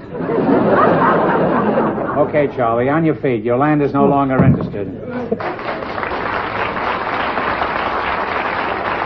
I hate to break up this little get-together, but I have to hurry home and have my head examined. So let's play You Bet Your Life. Now, you selected cities and small towns of the United States. I'll give you 4 cities or towns in a particular state, and you identify the state. If you miss 2 in a row, you're out. If you get 4 in a row right, you win $1,000. Ready? In what state are Yuba City, Oroville, Santa Rosa, and Santa Cruz? That's California, Groucho. You're right for the first time. Now, Tuscaloosa, Double Springs, Andalusia, and Tuskegee, what state? Alabama. Tuskegee, that's right, Alabama. You now have 2 right. All right, Jefferson City, Sedalia, Hannibal, and Springfield are in what state? Jefferson City, Sedalia, Hannibal, and Springfield. What state? Missouri. Right. Now you got three right. Yes. You're going right through this. Now, New Haven, Coventry, Gildersleeve, and Gilead. Connecticut. Connecticut is right. You got won $1,000. Fool around. Now you won $1,000. You can keep it in quid, or else you can come back later and try to double your money. You may even get a chance at $10,000. So go over there and sit down and think about it. And if we don't see you later, thanks for being on the show. Thanks for being on the show.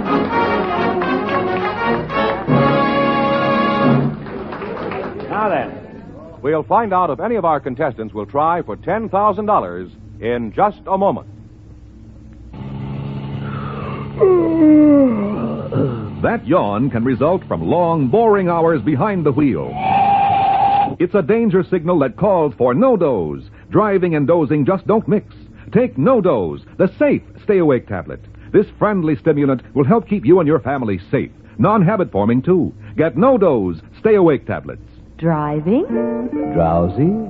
Stay awake, take No Doze. It could save your life. No Doze tablets. Get proved mileage economy. Get Mobil Gas Special, the new car gasoline. You're miles ahead with Mobil.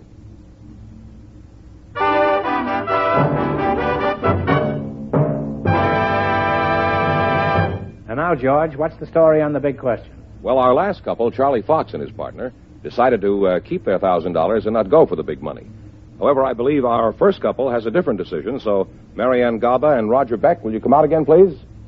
You've won $1,000 so far. If you decide to try for the 10 and you fail, you wind up with a total of $500. Now, what are you going to do? Well, we came here with nothing. I guess we might as well walk away with nothing. You came here with plenty, kid. You are going for the big money. Yes. Now get together and pick a number from 1 to 10 and then spin the wheel. Now remember, if any number besides the one you pick comes up, the question is worth $2,000. If your number comes up, the question is worth 10. We picked number 1. Number 1, well, turn it.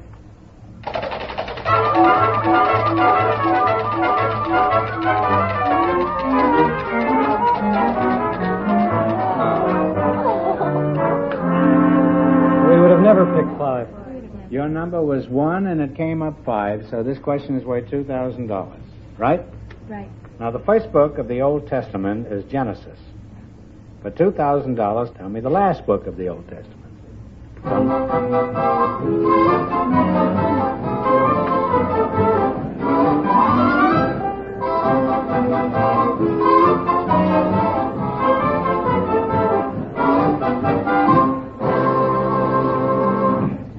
What's the answer you two have decided upon?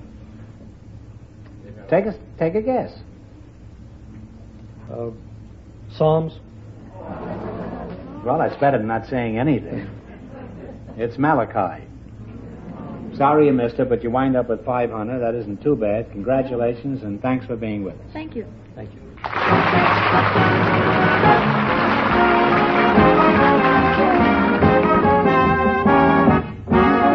The Best of Groucho is transcribed in Hollywood, produced by John Goodell, directed by Robert Dwan and Bernie Smith, music by Jack Meakin. This is George Fenneman reminding you to tune in again next week, same time, same station, to hear the one, the only Groucho. And see The Best of Groucho on NBC TV every Thursday night. The Best of Groucho is heard by our armed forces around the world.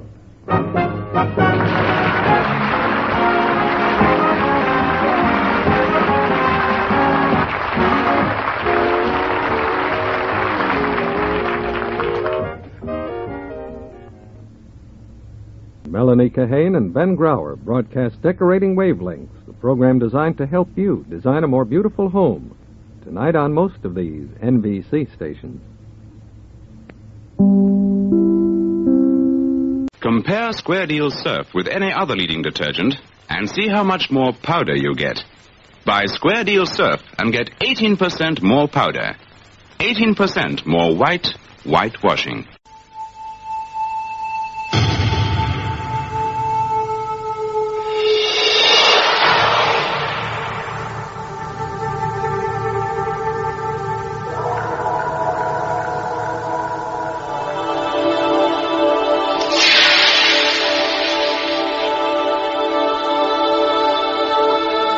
Denim. Aftershave with After Effects. Put the sun into summer with ITV and this week's TV Times. There are details of the super summer programs coming your way and features on the big stars and the new shows you'll be seeing. TV Times family scene is full of interest. Cookery, fashion, competitions, Stu Pot's treasure trail, Katie's letter page, Roger Elliott's star forecast. I never knew there was so much in it. There's plenty for everyone, so put the sun into summer with this week's TV Times.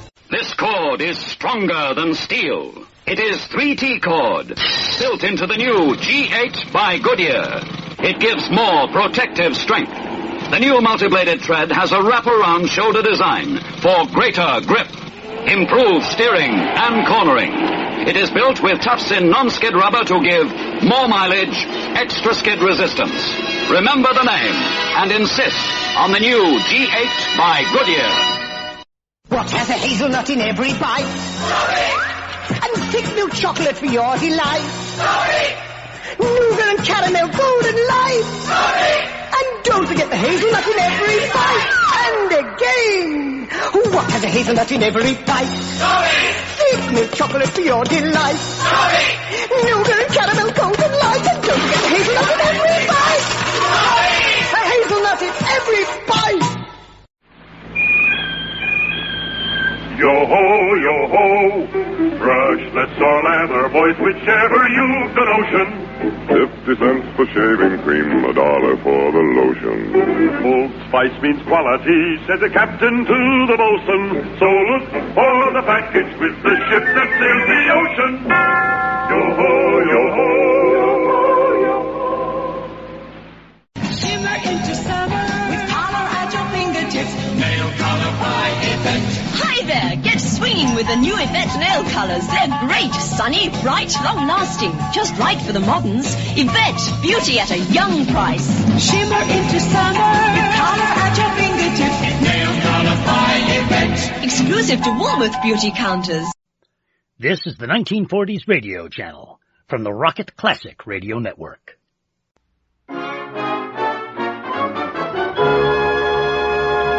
The Harold Perry Show.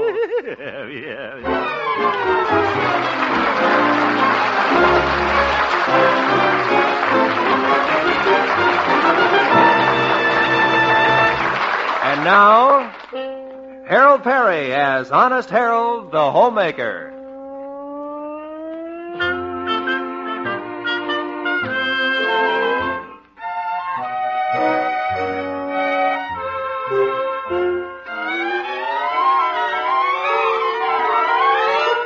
Well, the month of March brings cold winds and the big blow, income tax returns.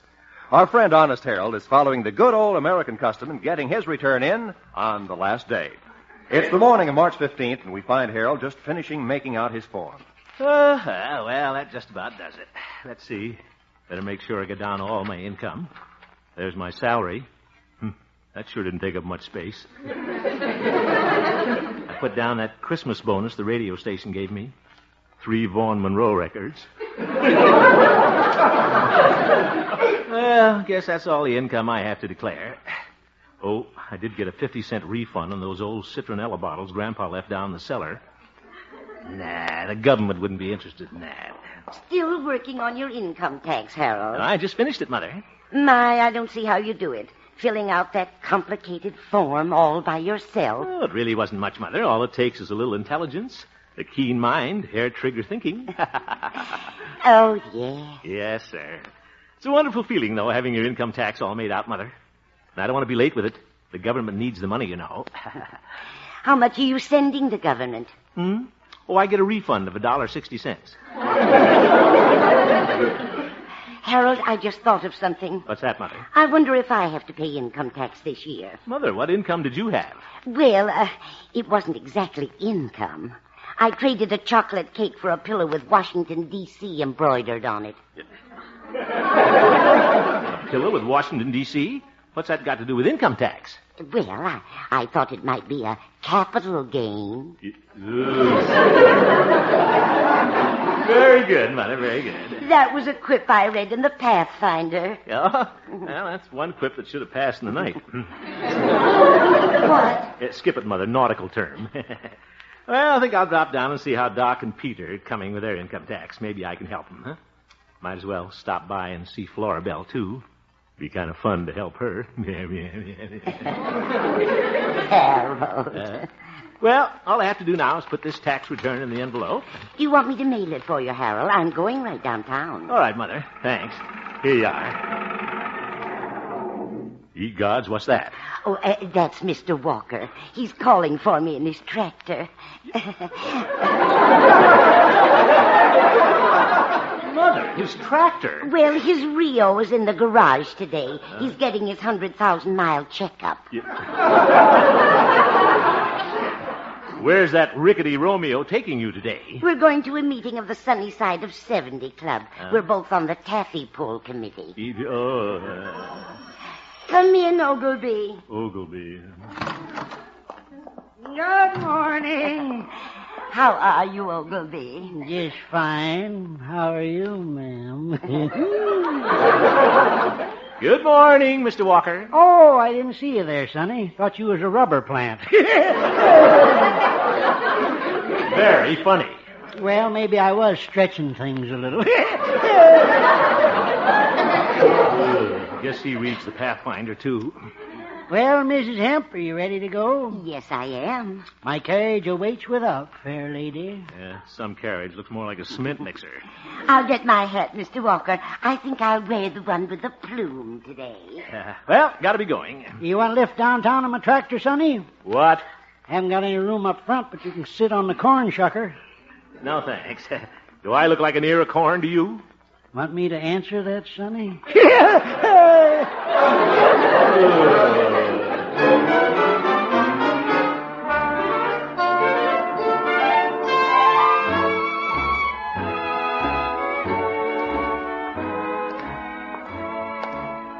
Yeah, they're pretty cute, Mother and Mr. Walker.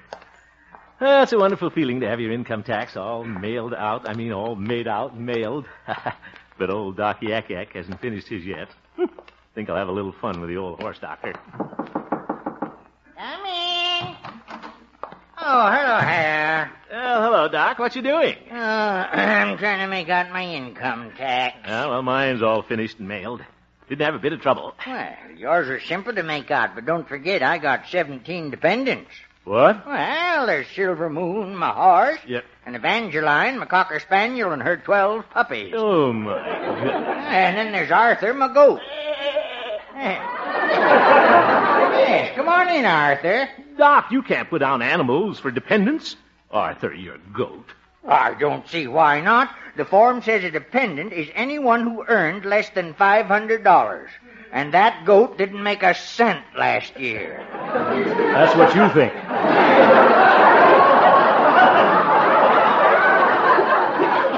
Well, anyway, he receives over half his support from me. Why, I've kept him in tin cans ever since he was a kid. Haven't I, Arthur? Doc, are you really going to list your animals as dependents? Oh, of course not, Harold. You had me worried there for a minute. I couldn't list Arthur the goat. A dependent has to be closely related to you. Aye, of course. And Arthur and I are only second cousins. Believe me, Doc, you're a lot closer than that.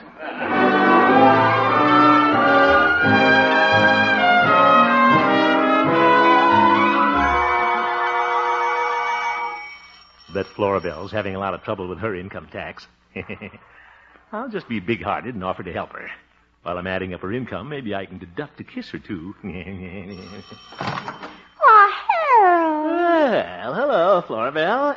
Just happened to be passing by. Thought I'd drop in case you needed any help with your income tax, as long as I was passing by. Now, Harold, I'm on to you. Huh? Last time you helped me with my income tax, it took us 3 hours to get past my Social Security number. Well, it was a long number. While you were adding up my income, you kept trying to kiss me. You said that was part of the withholding tax. I did.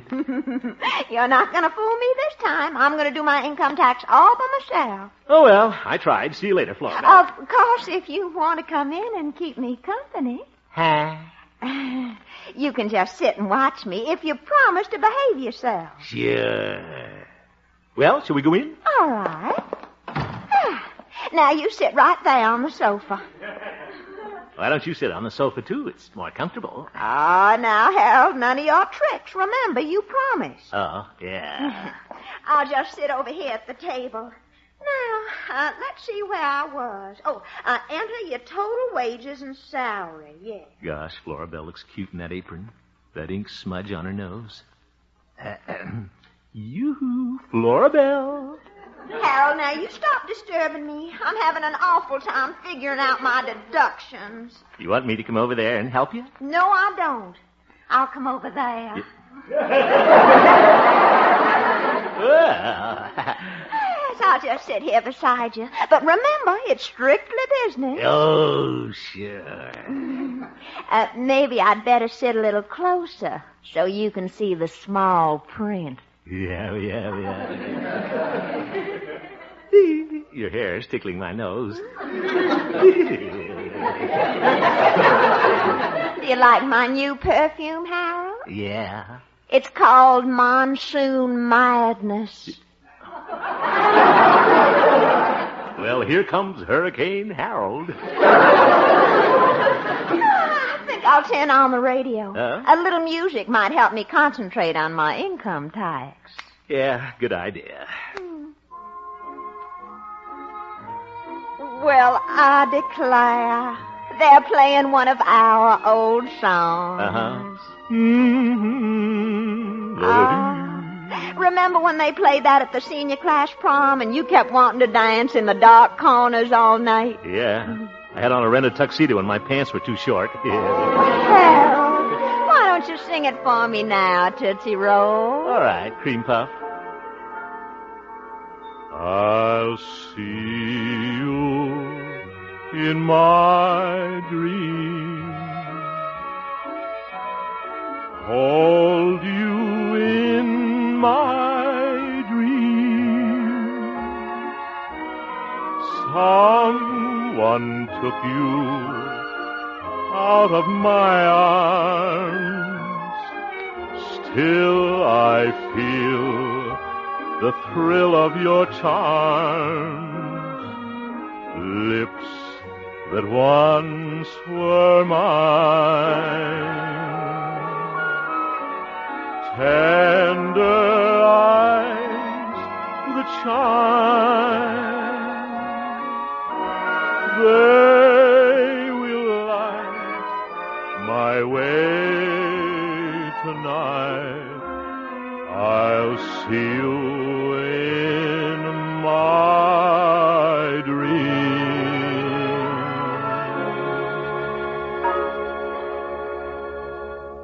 Oh, that was beautiful, Harold.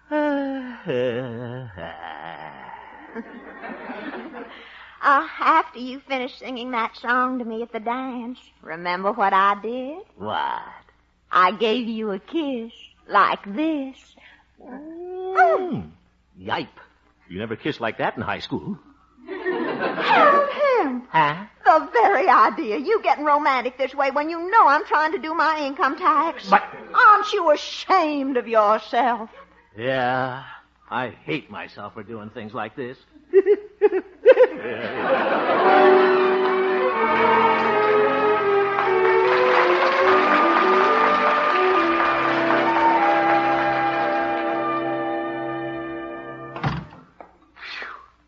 Wonder if they ever open a window in this jail. Hello, Pete. Oh, howdy, Harold. Excuse me a minute, boy. I'm on the phone. Oh, go right ahead. I'm talking to my girl, Eloise Zeigenfuss. Oh? Sorry, Eloise. A friend of mine just come in. What's that, Eloise?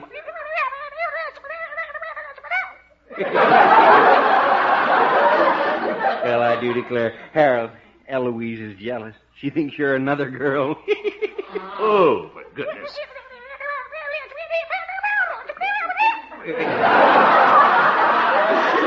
Eloise, it's just my friend Harold Hemp, Honey Bunch. Honey Bunch. And besides, Eloise, you know you're the only girl for me.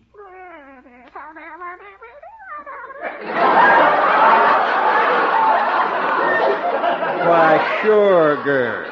And that's the way I feel about you. Goodbye, Eloise.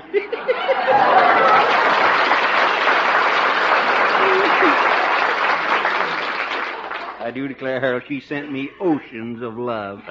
She sounds like she's talking underwater, all right.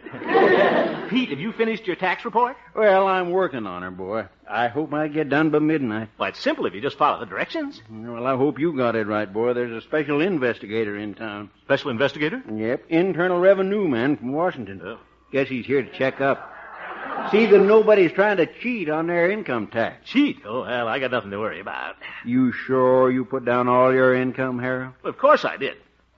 Well, everything except 50 cents I got back in some old citronella bottles. You are in trouble, boy. Pete, the government isn't interested in a refund on some old bottles. What can they do with 50 cents in Washington? Well, it'd buy Harry Truman a box of stationery. Yeah, it could be. Gosh, I wonder if I am in trouble. Wish Mother hadn't mailed my income tax letter. I hope that investigator don't catch you, Harry. Oh, Pete, those fellows have got more important things to do than... Good morning, gentlemen. Well, good morning. Are you the marshal here? Yes, sir. Except on Sunday. Well, I'm from Washington. Oop. You're from Washington? Yes. My name is J. Edgar Bensinger. Uh-huh. I'm a tea man. A tea man? Oh, well, I'm a Sanka man myself. You...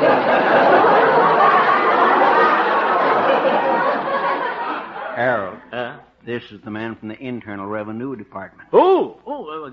Guess they keep you fellows pretty busy this time of the year. Yes, unfortunately, a lot of people think they can cheat the government on their income tax. But they very seldom get away with it. No, guess not. But I suppose you spend all your time going after the big fellas. No, they're all criminals to us. Oh. No matter if they're trying to get away with $10,000 or 50 cents. Zoink. That's you, boy. Quiet, Pete. Yes, sir, there's only one place for a man that tries to cheat the government, and that's jail. Jail? It'll be nice having you here, boy. Shut up, Pete. Yes, sir, it makes no difference to us if it's $10,000 or 50 cents. How'd you guess it? Well, nice to have met you, Mr. Bensinger. J. Edgar. I don't believe I got your name. My name? Let's see. Oh, yes, I'm Harold Hemp. Hemp? Yeah. Well, I hope I never have to rope you in.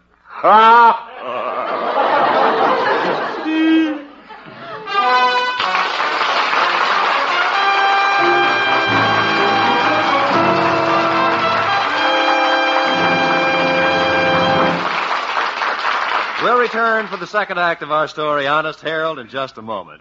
Judy Garland will be Bing Crosby's guest in a merry musical half hour with a decided Western flavor on CBS later this evening. Following this CBS Bing Crosby show on most of these same stations will be the world's welterweight championship battle between Charlie Fusari and Johnny Bratton. That's two great broadcasts on CBS later tonight. Judy Garland as Bing Crosby's guest, and the Charlie Fusari-Johnny Bratton battle for Sugar Ray Robinson's vacated welterweight title. And now, back to Harold Perry as Honest Harold the Homemaker.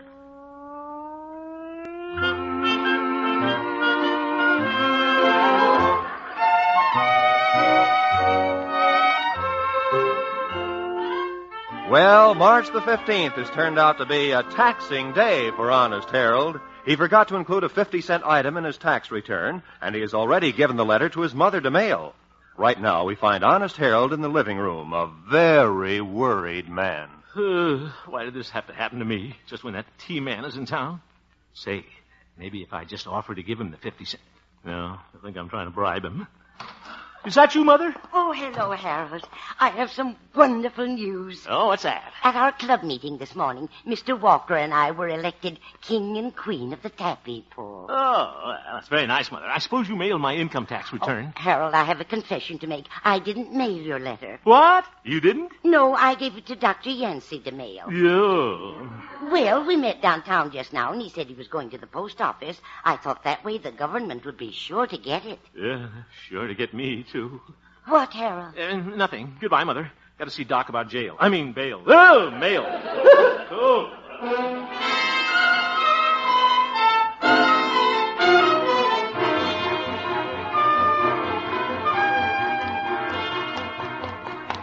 Doc! Oh, Doc! Wait up! Huh? Oh, hello, Harold. Doc, you're just the man I want to see. Oh, I am? Yeah, you see? It's nice of you to say that, Harold. But... And I want you to know that I always enjoy seeing you, too. Doc, will you keep quiet a minute? Oh, all right, Harold. I won't say a word. My mother just gave you a letter to mail. What'd you do with it, Doc? Doc, say something. You told me to keep quiet, Harold. All right, Doc. I'm sorry. I apologize. Apology accepted. Good. Now, did you mail the letter? Well, here's what happened. See, I was on my way to the post office when I passed the pet shop. Yeah? I saw the cutest little puppy in the window. I just had to go in and say hello. Oh, my goodness. And then the letter fell out of my pocket, and I reached over to pick it up. The letter? No, the puppy. What happened to the letter? Oh, the puppy picked that up. Oh. She was a retriever, Harold. Doc, did you mail the letter? Well, every time I started to leave, that little puppy went... Sounds like the lunch whistle at the laundry. Oh, so I just couldn't leave her. Please, Doc, what about the letter? Well, Pete came along and I gave it to him to mail. Oh. Well, Harold, I couldn't leave that little puppy. Why, you should have heard her. Doc, why don't you go home and take a distemper shot? I gotta find Pete.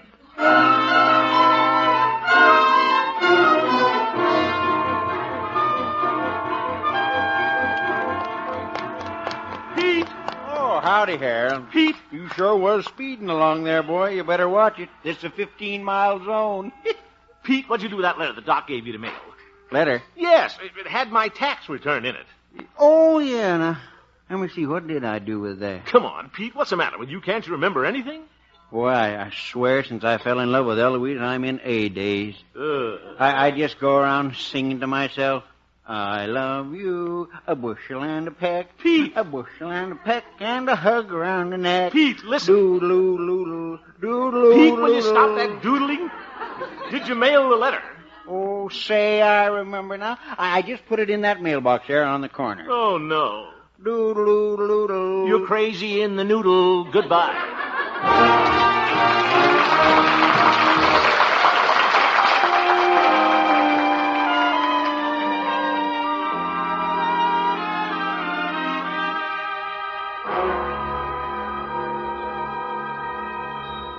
Well, guess there's no use hanging around this mailbox. The letter's in there, and I'm out here. Say, maybe I can talk Fred the mailman into giving it back to me. He owes me a favor. I was a witness for him in court the time that Airedale bit him in Zone 26. Let's see here. What time's the next pickup? 5:20. Guess I'll just have to wait. Wonder if I could see my letter if I looked in the box. Wouldn't hurt to take a peek. Yeah. There's my letter right on top. Yeah. Might just stick my little hand in there. See if I can touch it. Small opening. I better get my hand out. Somebody might think I was stuck. Darn it. Good afternoon. Oh, good afternoon. Eve J. Edgar. How are you, honest Harold? Hello, Mr. Bensinger. Having trouble getting your hand out of that mailbox? Oh, is this a mailbox? Thought it was a Coca-Cola machine. Mm-hmm. Just trying to get my nickel back. Mm-hmm. Yeah. There. Got my hand out. I'm glad you weren't tampering with the mail. You know, you could get a jail sentence for that. You can? Yes, almost as long as for cheating on your income tax. I'll be very interested in looking over your tax return, honest Harold. Oh, brother. Well, see you later.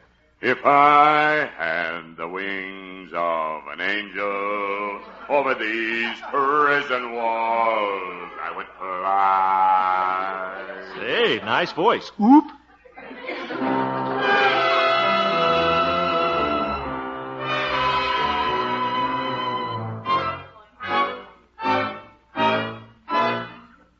Why doesn't that mailman get here?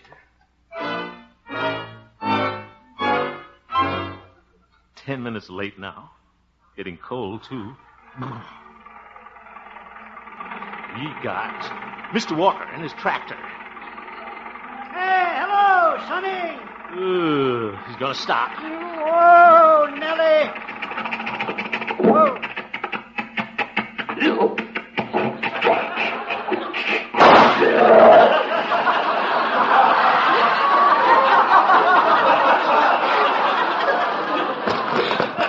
Yeah, I've been having that trouble ever since I dropped a cake of yeast in the gas tank. What are you hanging around here for, Sonny? If you must know, I'm waiting for Fred the mailman. Well, you'll have a long wait. Fred's laid up with a lumbago today. What? Well, who's taking his place? I am. Oh, no. Yep. Always call on me in emergencies. I'm in the mailman's reserves. Company B. One side, Sonny. The mail must go through.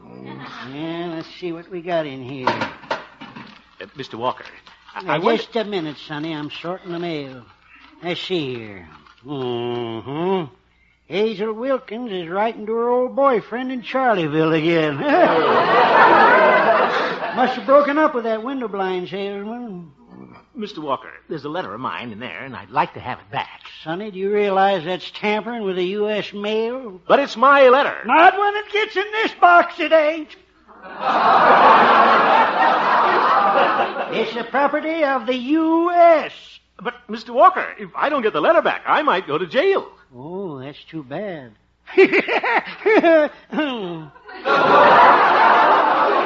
Now, look here, Walker. I've got to have that letter. Over my dead body. Don't tempt me. Yeah. Well, I guess I got all the mail. Let's get this bag on my shoulder. There. Yeah, see you later, Sonny. But, Mr. Walker, wait a minute, please. Can't wait. Mail's got to go through. Neither snow nor sleet nor gloom of night. Well, something like that. Mr. Walker, you don't know what this means to me. Can't tell you from the mailbox, Sonny. You both look kind of green. Run the torpedoes, full speed ahead.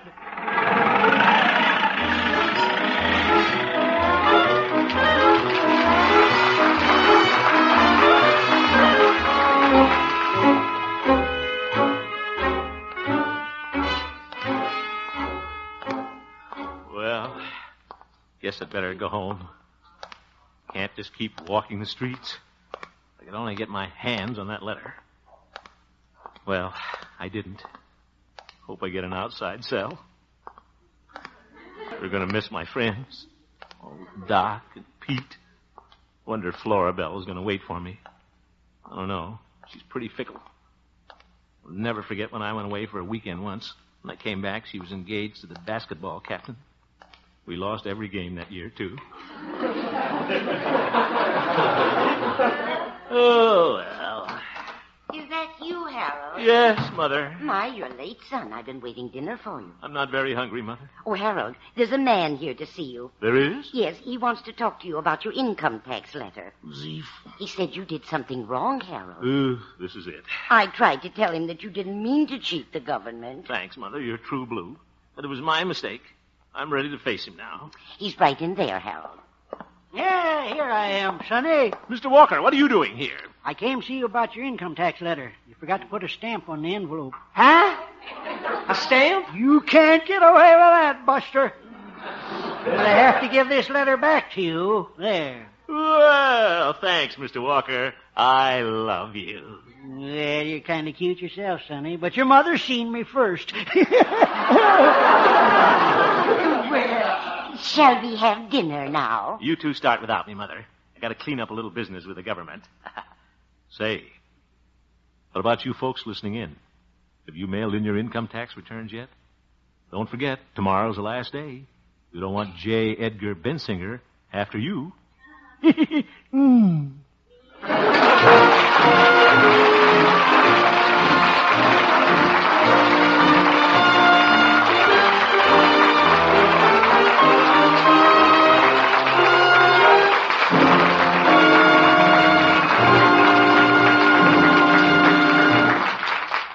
just heard the Harold Perry Show, Honest Harold. The supporting players tonight included Joseph Kearns, Jane Morgan, Parley Bear, Cliff Arquette, Shirley Mitchell, Ken Christie, and David Light. Norman MacDonald directed, and the music was composed and conducted by Jack Meakin. Good night, Inky Pooh. Honest Harold, created by Harold Perry, was written by Gene Stone, Jack Robinson, and Dick Powell. A brand new program, exciting stars, plays of the best from Broadway and Hollywood. Original stories by Hemingway, Steinbeck, and Faulkner, America's most famous authors. You'll hear the premiere on most of these same CBS stations tomorrow evening. Tomorrow evening? Yes, the opening show tomorrow. Louis Calhern, Dorothy McGuire, and Richard Carlson in the brilliant stage and screen hit The Heiress. Oh, The Heiress, yeah. Thursday night on CBS already is very famous for suspense and for the dramas presented by James Hilton. Now, hear this new Thursday night Playhouse program at CBS, The Stars Address. Who's that again? The Stars Address. Oh, yeah. Louis Calhern, Dorothy McGuire, Richard Carlson in The Heiress. Through the years, Red Cross has helped the victims of disaster, brought comfort to servicemen in camps and hospitals and to their families. Today, with the country rising to meet the challenge of aggression, the Red Cross has been asked by the government to undertake tremendous tasks. By giving generously to the Red Cross, you will help mobilize for the defense of your families, your community, and nation. Give as much as you can. Now stay tuned for the Bing Crosby Show, which follows immediately on most of these same CBS stations. Roy Rowan speaking. This is CBS, where you thrill to suspense on Thursday nights, the Columbia Broadcasting System.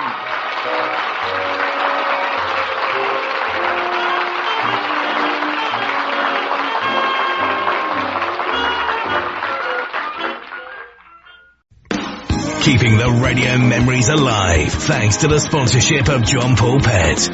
Pet care with a salon pedigree. Visit jppet.com today. From Hollywood, it's Dream Time.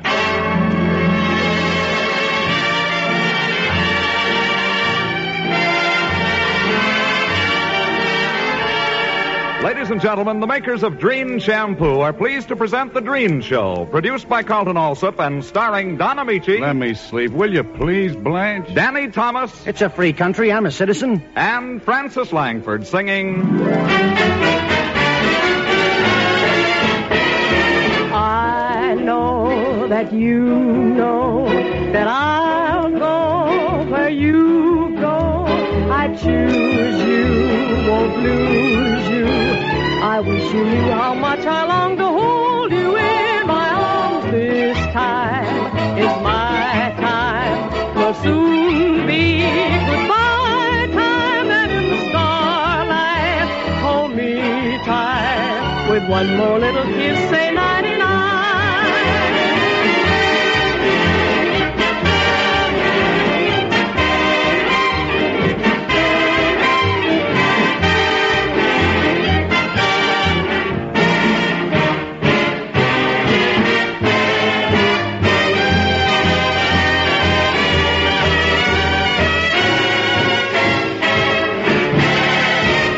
This time is my time, will soon be goodbye time, and in the starlight hold me tight with one more little kiss. Say nighty-night. Never before Dreen could any shampoo reveal all the natural brilliance of your hair. Never before Dreen could any shampoo leave your hair so lustrous, yet so easy to manage. Dreen your hair and you bring out all its sparkling highlights. Dreen your hair and you glamorize all its soft, thrilling texture. Dreen your hair and you remove all luster-dulling soap film and unsightly dandruff. And what's more, Dreen's rich whipped cream lather leaves your hair easier to set, easier to curl, easier to arrange right after shampooing. Yes, for lovely, lustrous hair, for all types of hair, use Dreen Shampoo. D-R-E-N-E, Dreen Shampoo in the familiar blue and yellow package. Remember that your hair can have that dazzling sheen the very first time that you use Dreen. And here is your host for the evening, Don Amici.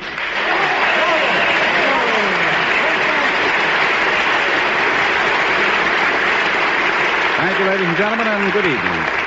Francis, I was really touched by the surprise party you gave me last night. I enjoyed it more than you did, Don. Your picture, Alexander's Ragtime Band, is so delightful that when it was reissued, I thought it would be a cute idea to have a reunion of the original cast and our mutual friends. Yeah, it would have been a perfect evening if Danny Thomas hadn't cut in every time you and I were dancing. Well, that's permissible. Well, it may be, but I hate to dance with a man. He always gets me into silly situations. Oh, that's just his idea of a little joke. Actually, I think Danny is one of your most ardent admirers. Well, that may be so, but... Oh, hello, everybody. Danny Thomas.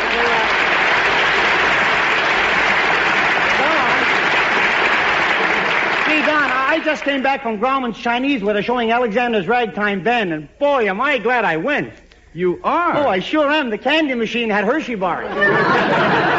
You're supposed to be a friend of mine, and you think a Hershey bar is more important than my picture. Oh, not ordinarily, but these Hershey's had nuts in them. You see, Francis, how he gets me into these silly conversations? Oh, gee, Don, don't be angry. I'm just kidding. I'm exaggerating. Yeah, that's it. You're always exaggerating. I'm only human. There you go, exaggerating again. Oh, boys, you're always acting so antagonistic. Why don't you try saying nice things to each other? It's okay with me, Francis. In fact, Don, you know I really like you. You're so brilliant. You're so meticulous. You're so talented. What am I? You're so right.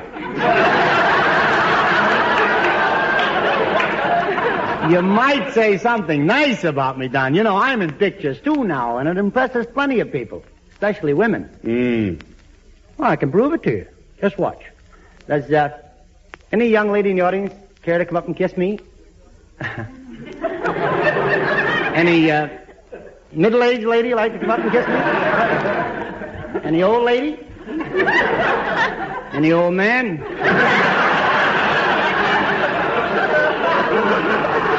Must be fate. I just have no luck with women. Danny, that doesn't prove a thing. There's a time and place for romance. Nothing works with me. I don't know. That's negative thinking. Now, you just made a picture, The Unfinished Dance. Didn't you and Karen Booth do any scenes together?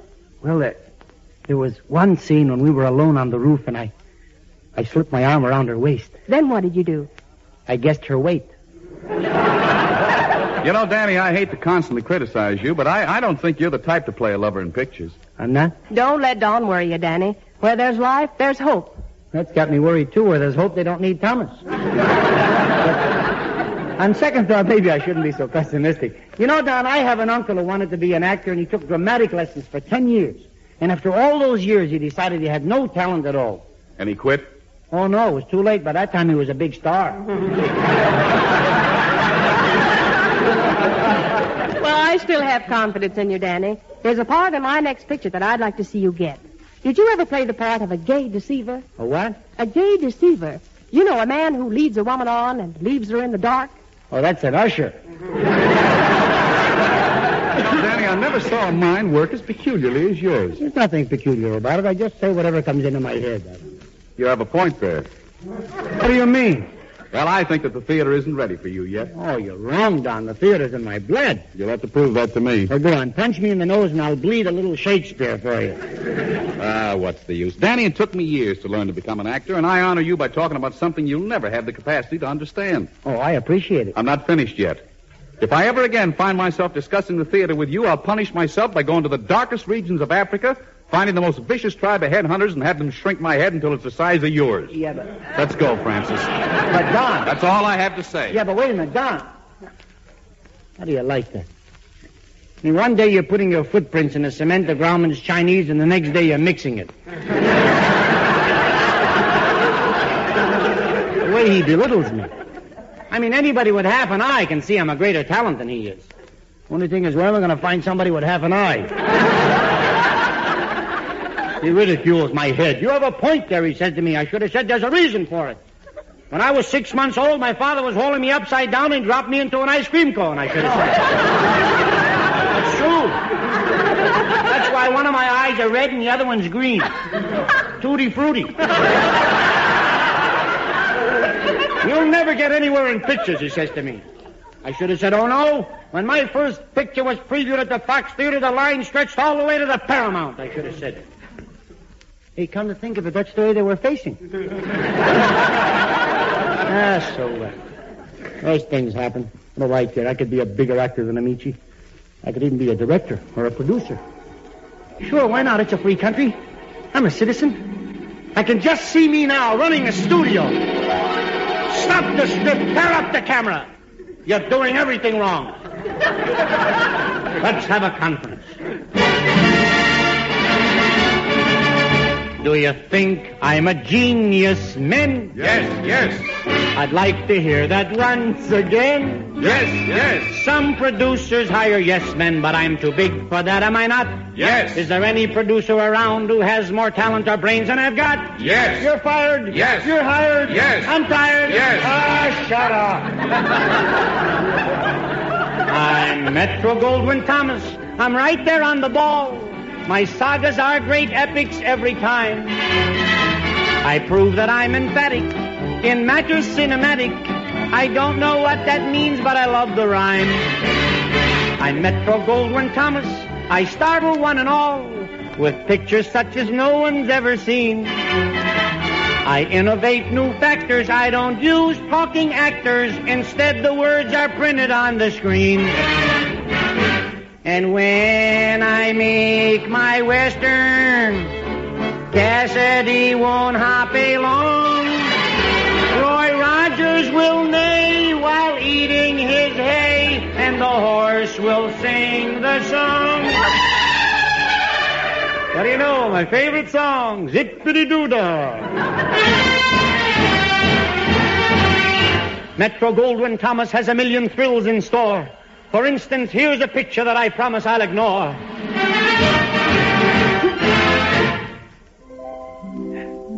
Please the judge, Your Honor. No putting my boy Giuseppe to jail for life as a please. Giuseppe's a good kid.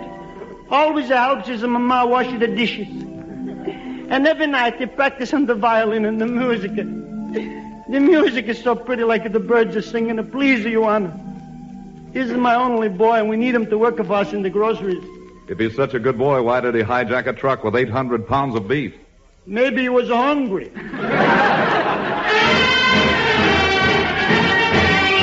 MGT Productions will be talked and raved about because I take an oath that I'll include this picture out. You better put down that gun, Lefty. You haven't got a chance. Come on down off the roof. Yeah? Well, come and get me. Okay, Lefty. Here I come. I'm warning you, Steve. I'll drill you. Remember, Lefty, I'm your brother. You're my brother, but you're a copper, see? I hate coppers. Now stand back or I'll drill you. Lefty, I tried to help you, but you turned bad. It's time you paid for it. But for Mom's sake, I'm going to let you take a couple of shots first. Okay, you asked for it.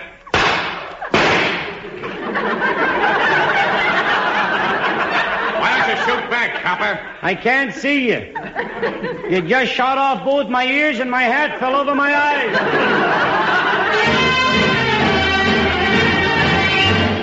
My next production will reveal a great surprise to you. You have my word that here's another scene I'll never do.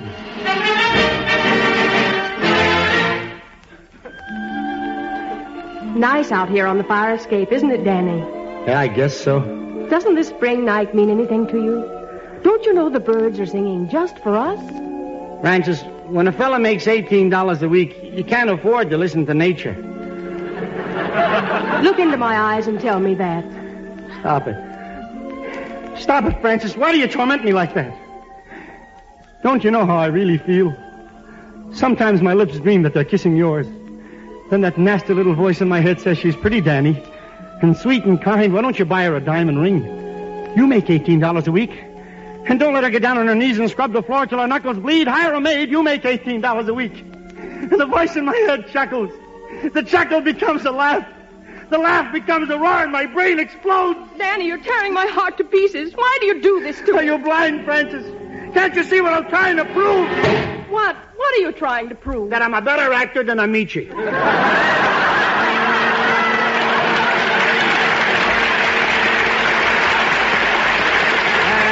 a preview of scenes that you'll never see. Produced by MGT.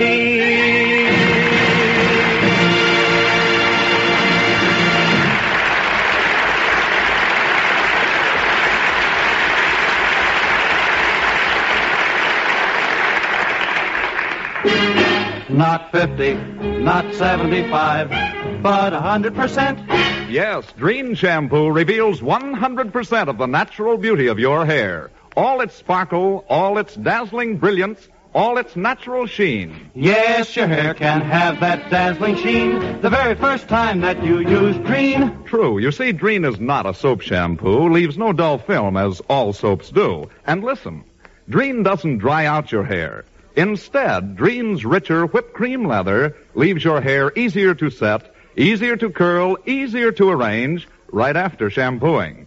So for all types of hair, dry, normal, or oily, use Dreen shampoo. Get it at all drug department or 10-cent stores in the familiar blue and yellow package. Or ask your beauty shop to use Dreen. Don't forget, never before Dreen could any shampoo leave your hair so lustrous, yet so easy to manage. Yes, your hair can have that dazzling sheen the very first time that you use Dreen. And now our lovely Dreen girl, Frances Langford, joins Carmen Dragon and his orchestra to sing Would You Believe Me?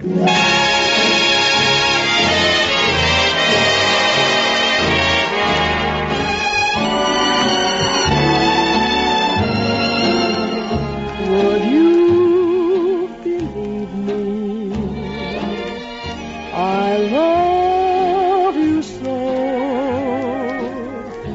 When you're beside me, I'm all aglow.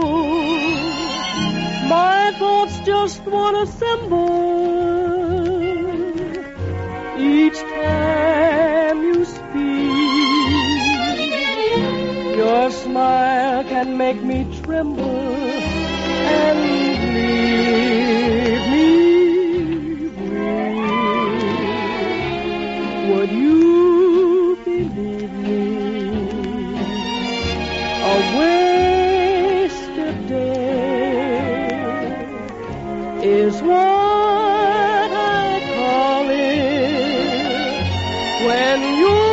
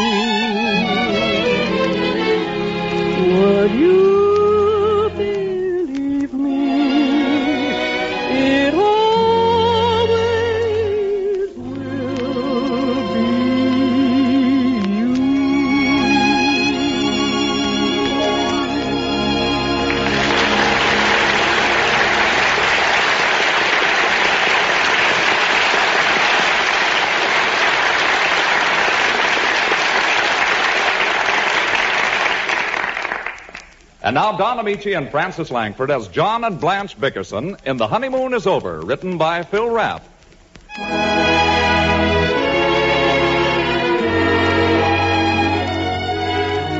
The Bickersons have retired. 3 o'clock in the morning finds Mrs. Bickerson wide awake and anxious as poor husband John, victim of a progressive insomnia or Farclay syndrome, a condition which causes the patient to awaken abruptly every 2 or 3 days, gives audible proof of his dread affliction.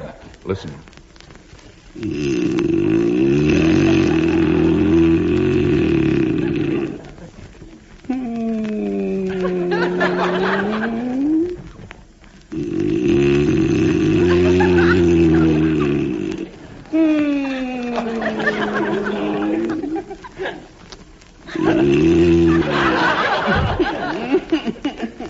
If he doesn't stop it, I'll die.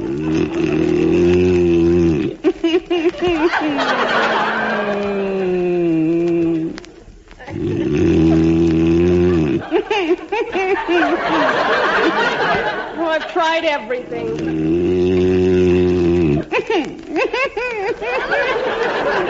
They say if you whistle in a monotone, maybe that'll work.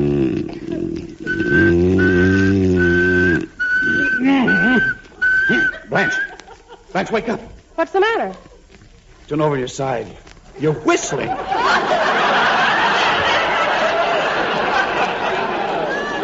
I know I'm whistling. It's the only way I can stop you from snoring. No, it's just your imagination. I never snore. Go to sleep. John, don't take it too lightly, John Dickerson. It's habits like that wrecks more homes than drinking. It doesn't wreck my drinking. Nothing could wreck your drinking. Is it any wonder we can't afford even the bare necessities of life when you squander every penny on that stuff? I never squander anything. I was cleaning up yesterday and I found an empty bourbon bottle in the laundry hamper. What about it? I found another empty bottle under the icebox and 2 more empty bottles in the chandelier. That's where your money goes, isn't it? It is not. I never bought an empty bottle in my life. I worked like a slave to save $1. Never a word of gratitude. I spend half my life cooking your meals, and what do I get for it? Nothing. You're lucky. I get indigestion. That's right. Complain about my cooking. Oh, I eat everything you give me. You didn't touch the rhubarb pie I made. Well, it didn't look good. I hate rhubarb anyway. I hate all desserts, and you know it. Why don't you quit wasting your time making them? The minute I stop making desserts, you'll start asking for them. I know you, John. You're just the most contrary person that ever... Will you please stop talking? No. Why not? Because if I stop talking, I'll fall asleep, and then you'll start snoring and get me up, so the only way I can get any sleep at all is to stay awake all night. Now, go figure that one out. Besides, I'm too sick to sleep. Uh-oh.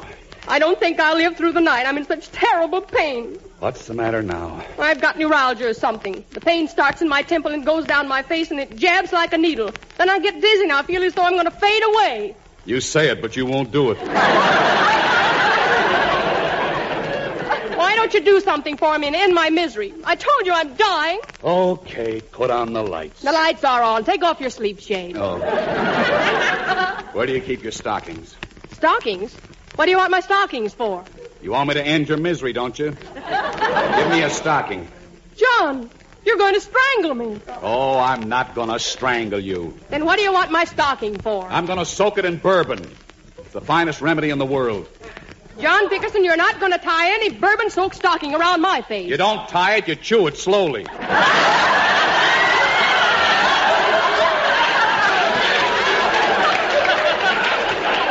You start at the toe and gradually work your way up to the top. Is that supposed to put me to sleep? No, but it'll make it a pleasure to stay awake. Now, where's the bourbon? I don't want it. I don't want you trying out those insane remedies on me. All right, then, supper. Put out the lights. How can anybody be so unfeeling? Well, I'm sleepy, and it's after 3 o'clock. You won't let me help you? You just want to keep me awake, don't you? Why don't you admit it? I'm sick. Well, chew a stocking. You wouldn't tell Gloria Gooseby to chew a stocking. Oh, now, don't start with Gloria Gooseby. Believe me, that woman knows how to get sympathy and attention. Blanche, can't I spend one day of my life without Gloria Gooseby? Is that where you've been spending your days? I forbid you to ever mention that woman's name again as long as you live. Do you hear me? And you know where I am every minute of my life. What time did you get in tonight? I got in at 2 o'clock. I went to a bachelor dinner given for your broken-down brother Amos, who's going to get married tomorrow. We went all through this when I got home, didn't we? You didn't tell me what happened at the bachelor dinner. Nothing happened. Just a lot of men smoking and swapping stories. No women? No women. How'd you get the lipstick on your collar? It isn't lipstick, it's blood. I cut myself shaving tonight. You didn't shave tonight. Well, then I cut it yesterday. You put on a clean shirt before you left. How'd the blood get on that? I'm a slow bleeder. What are you driving at, Blanche? Don't act so innocent. I know all about these bachelor dinners. Don't tell me there were only bachelors there. There were all married men and only one bachelor, your brother Amos. No women? No women. If you knew all about bachelor's dinners, why didn't you make a party for them right here in your own house? Because I'm not entertaining this season. You're never entertaining. Maybe I'm not. Not as much as those dancers at bachelor dinners. Nobody danced. All we did was give a word of advice to a young man about to get married. What was your word of advice? Don't. Sure. That's just like you to discourage my poor brother before he gets married. He's got a lovely girl and he's a wonderful boy. They'll get along beautifully. What right did you have to discourage him? Oh, I didn't discourage him. Everybody kidded him. You hate being married, don't you? No, I don't hate it. You don't like it. I wouldn't say that. Why not, John? It'll only start another argument.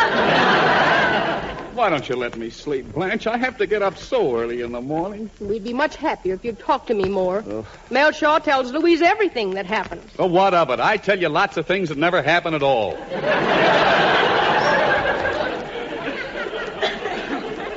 You'll never convince me. You just sat around tonight smoking and telling stories. I swear that's all there was to it, Blanche. Except after the speeches were over, Amos awarded a high silk hat to any man who could get up and say he never kissed any woman except his wife since they were married. Mel Shaw won it. Why didn't you stand up? Oh, Blanche, you know I look like the devil in a high hat. I don't know, John. You're certainly not the same man I married. Don't tell me there's a loophole. See, that's exactly what I mean. No matter how I try to be soft and pleasant to you, you'll always say some sarcastic remark and start an argument again. Well, I'm just sleepy. When we were engaged, you were never sleepy. All you wanted to do was hold my hand and stare at me. You said I was on your mind every minute of the day and night. You couldn't think of anything but me. Well, I married you, didn't I? What for? So I could forget you. That's no lie. Here you are running off every night to smokers and bachelor dinners. Leave me here all alone with no friends. Oh, I never leave you alone. Let me spend the rest of my days in solitude, growing old and feeble, nobody to give me any food and no strength to walk to the kitchen. Blanche. Why don't you get me a wheelchair, John? Why don't you stop getting hysterical and set aside at 10 seconds you made yourself 90 years old? You're just trying to start something again. Nothing would ever start if you didn't snore like a steamboat. Well, can I help it if I snore? Yes, you can. Oh. Dr. Marvin says you snore on account of your windpipe. Yeah. You have a flaccid trachea, and when you inhale, it flutters. Why don't you let him fix it? Okay, I'll have it fixed next week. You say it, but you won't do it. Let him fix it now. What? Go on, get up and let Dr. Marvin pull out your trachea. Are you out of your mind? You think I'm going to let that butcher bore holes in my throat? He doesn't bore, he just inflates it with a needle. I don't care if he blows it up with a bicycle pump. Nobody's going to fool around with my trachea. I never heard of such a thing. Well, go sleep in the kitchen. All right, I'll go sleep in the kitchen. And on your way, I want you to send a wire to Amos and tell him marriage is good for him. Now, wait a minute, Blanche. I'm warning you, John. If you don't wire Amos this minute, I'll get my things. All right. I swear you can think of more things to keep me. Oh, my knee. Oh, put on the lights. The lights are on. Take off your sleep shade. Sending wires at 4 o'clock in the morning to... Hello, Western Union. I want to send a wire to Amos Badger. Carry United Nations Pool Hall.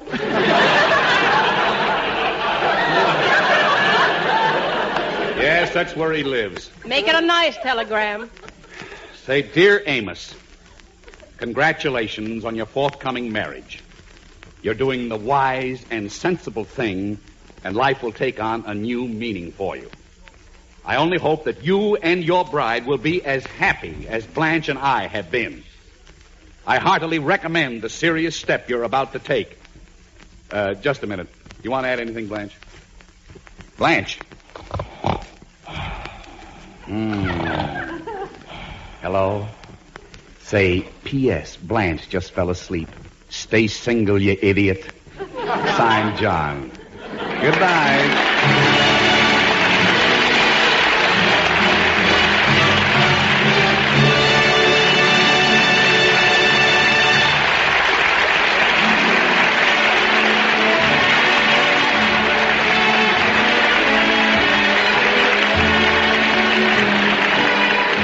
This is Toby Reed reminding you, never before dream, yes, never before dream, could any shampoo reveal 100% of the natural luster of your hair. Listen next Sunday for another pleasant half hour with Don Amici, Danny Thomas, Francis Langford, Carmen Dragon, and his orchestra. And now here is Don Amici wishing you good days, good nights, and good luck until we meet again.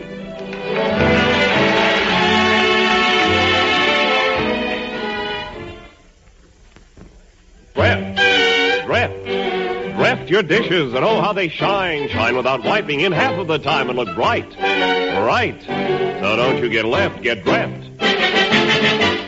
For dishes that shine even without wiping, get Dreft, the greatest dishwashing discovery in 2,000 years. Dreft, Procter & Gamble's sudsing miracle, makes even your nicest glassware sparkle like jewels, towel or no towel. Get Dreft in the bright green package. Remember, don't you get left, get Dreft.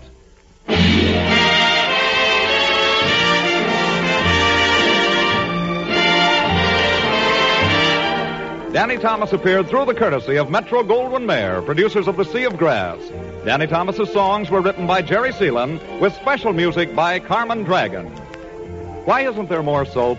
Well, because adequate supplies of soap, fabrics, medicines, and many products can't be made without more fats than are available today. That's why everyone is urged to save every drop of kitchen fats every day. The need is urgent, the reason sound, and dealers now pay more per pound. NBC, the National Broadcasting Company.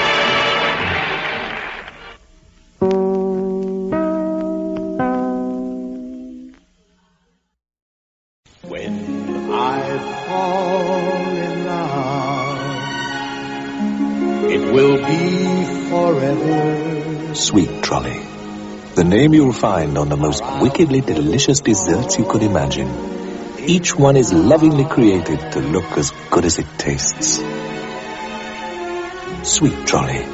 Delicious desserts from Bird's Eye and Walls. So irresistible, you can't help falling in love. Classic shows from the golden age of radio. This is the Rocket Classic Radio Network.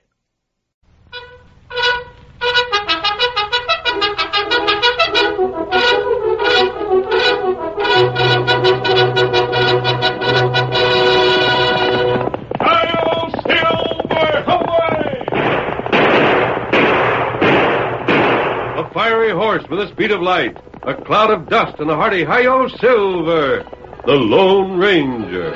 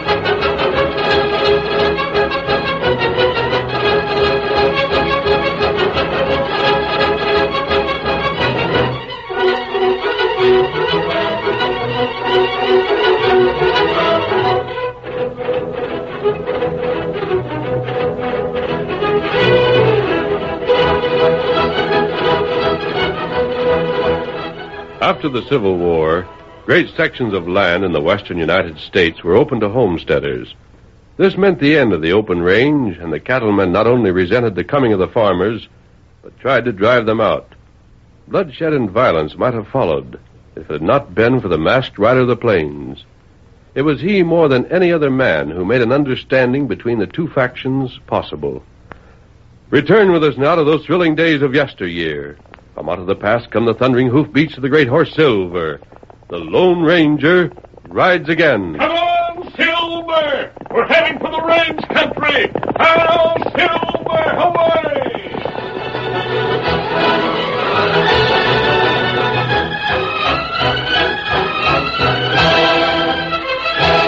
Ben Bates was tired, and when his wife Mary saw the lines of fatigue in his face, she hurried out of the cabin to meet him and... Oh, Ben, you're tuckered out.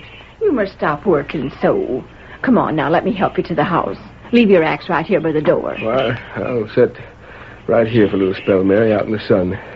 But I got to get back and finish that fence. Not today, Ben. That fence can wait till tomorrow to be finished. Can't, Mary.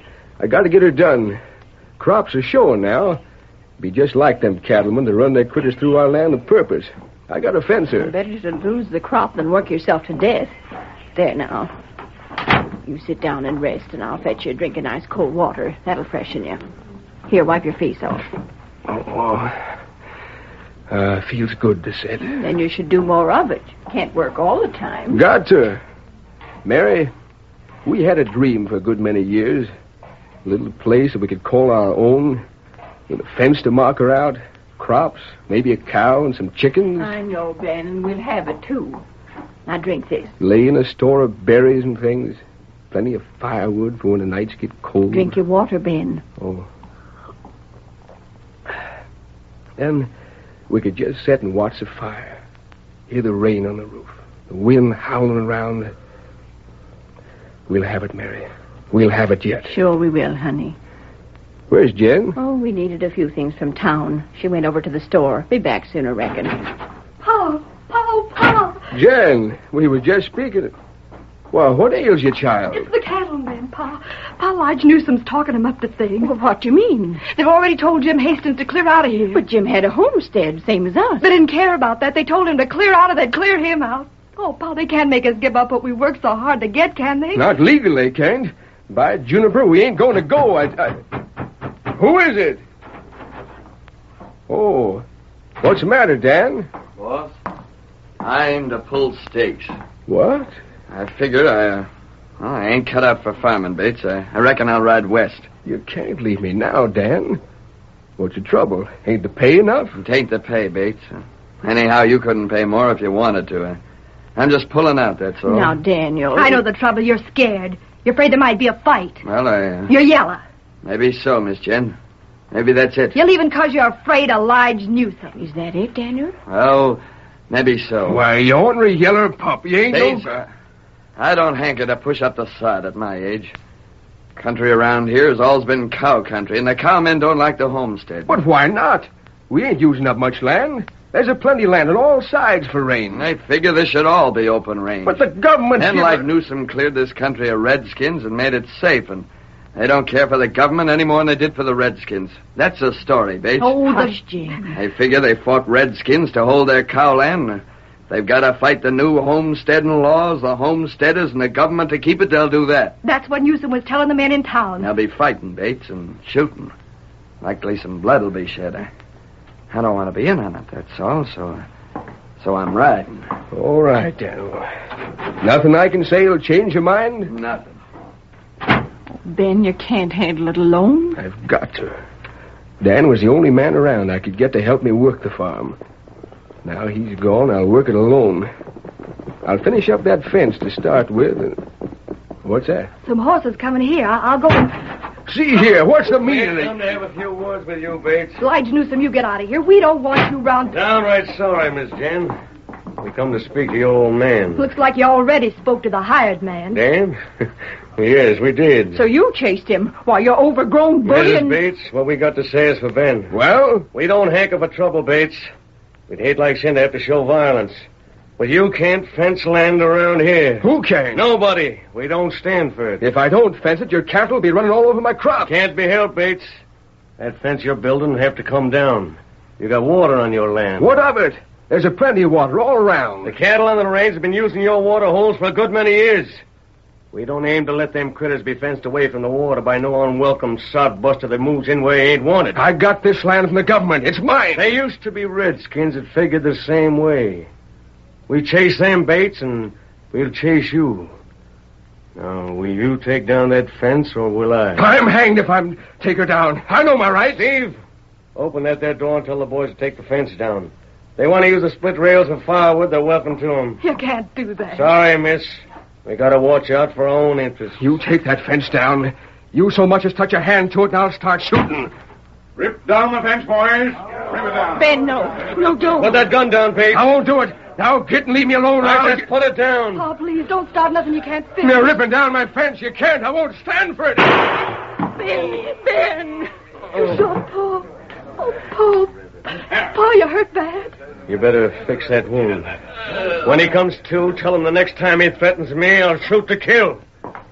Come on, boys. Jen, is he hit bad? I don't know, Ma. I don't think so. Ornery skunks. Oh, Ben, thank goodness you're alive. Drilled me. Laid me up for days. I can't work now. Crops will be gone. Ate up by cattle. Tromped down. Never mind the crops, Ben. Just get well and admit when you're up against something you can't lick. Place we'd call our own. Fence to mark her out. Cow, chickens. Store of berries. Sat watching the fire. Hearing rain on the roof. Snug and cozy. While the wind howls all round. Howls and can't get in. 'Cause we're snug and cozy. Our own place. Oh, Dad ran it all. Dad ran it all anyway.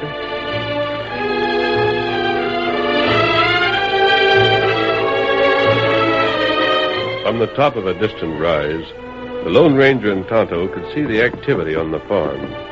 The Indian shaded his eyes, and then...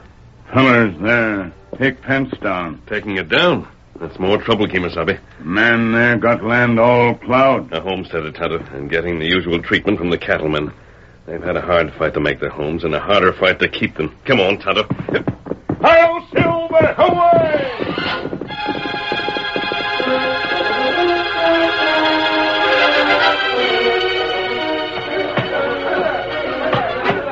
Do more than take the fence down, boys. Drag every last stick of that there wood away with you. If this don't teach Ben Bates a lesson so he'll move out, we'll burn down his house. We'll keep homesteaders out of here. Let's burn the house down now. Look at what's coming. Hey, who are them two riders? One's an engine. Hey, one mask. What do they want here? Hold on, boys. Stop your work and get together. We'll see what's coming off here. What are you doing there, men? Getting rid of a homesteader? That's right, stranger. You want to make anything of it? Who is he? The name's Bates. Now, what do you want in here? What's the idea of that there mask? So Bates isn't welcome here. Has he proved up the land and been granted it legally? Mister, as far as we're concerned, there ain't no legal homesteading. What's more, we don't like strangers. Now, shove on. It seems to me that you're the ones that'll have to shove on. You're trespassing on private property, and you've stolen the fence. What? You'll bring back that fence and put it up as it was, and then get off the Bates property. Well, I'll be hog-tied. Say, stranger, just who do you think you are? That doesn't matter. You working for Ben Bates? Perhaps I am. Well, I know different. Now, get going. Get going before I get mad enough to start shooting. You'd be foolish to start shooting. Stranger, that's a plenty. Now, draw your gun. I'll have plenty of time to draw mine after you start drawing yours. That's enough! Oh! Hey! The stranger sure outdrawed light. Oh, my hand. My hand's busted. Thanks, mister. Thanks for doing that. Newsom shot my paw. He has? I ain't hit serious, stranger. Are you Ben Bates? Yep. Do I get a job working for you? Doggone stranger, I'd admire to have you. All right. You heard that, Newsom, and whatever your name is. I'm representing Bates now. I don't care who you represent. You're biting off more trouble than you can handle, and you better get while you got health. What about putting that fence back, Newsom? Put back nothing. We'll be back here tomorrow at this time, and you'll either be gone by then and the whole Bates outfit with you, or we'll come shooting. Come on, boys. This here calls for a meeting in town. Get up there. Come on. Get up there. Well, we're in for something now. That man Newsom seems to be the leader of the cattlemen. That's right. Now stay here with the horses for a minute while I speak to Bates. I don't know how I'll ever tell you how much good it done me to see you handle Newsom that way, stranger. Oh, mister, I could kiss you for Come in. Do come in and bring the redskin with you. Anything we got is yours. You seem to have been here for some time, Bates. Long enough to plow my land, start my crops, and build this house. Now Newsom and the rest of the cattlemen are making us move. There ain't a thing we can do about it. The cattlemen feel that they won this part of the country. I know. There's a lot to be said for their side of it, but... There are many places where the homesteaders settled and tilled the ground, found it wouldn't support crops, and moved away, leaving weeds where they'd been grazing. Now, that sort of thing has made the cattlemen hard. But what can we do? We figured when we got this land, it'd be worthwhile to cut all our strings and come out here. You've got to stay. I know. It seems we should stay, mister. Stay and fight it out, but we can't. That's all. It isn't worth it. Why? They'll burn the house next and likely kill Pa. They have killed some men who wouldn't move out when they're told. They already shot Pa once. How many of the men who were here do you know? Me? Well, I know most of them. I could name them. That's what I want, their names. But what for? They've broken the law. Oh, shucks.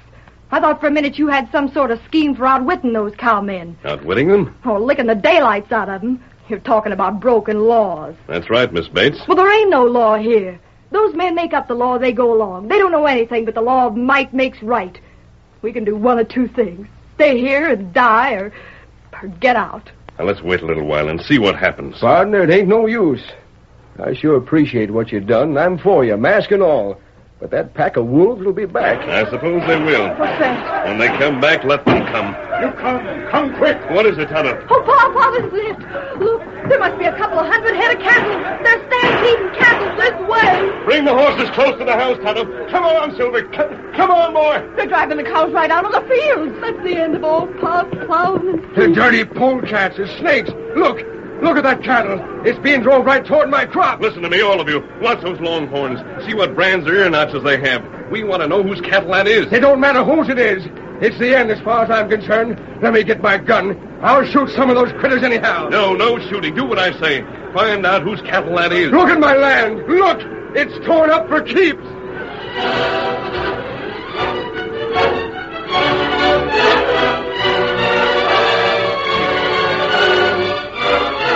The curtain falls on the first act of our Lone Ranger story. Before the next exciting scenes, please permit us to pause for just a few moments.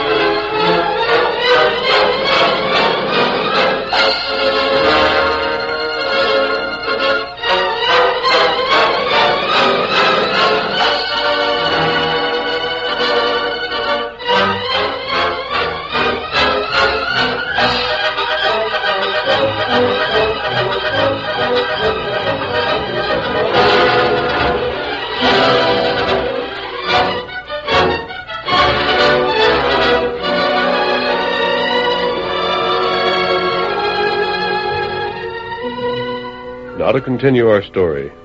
The day after Ben Bates's fences had been torn down and his crops trampled by a stampeding herd, Lige Newsom and his friends gathered in the cafe. It's the best I ever heard. Hey, boys, we're to be arrested.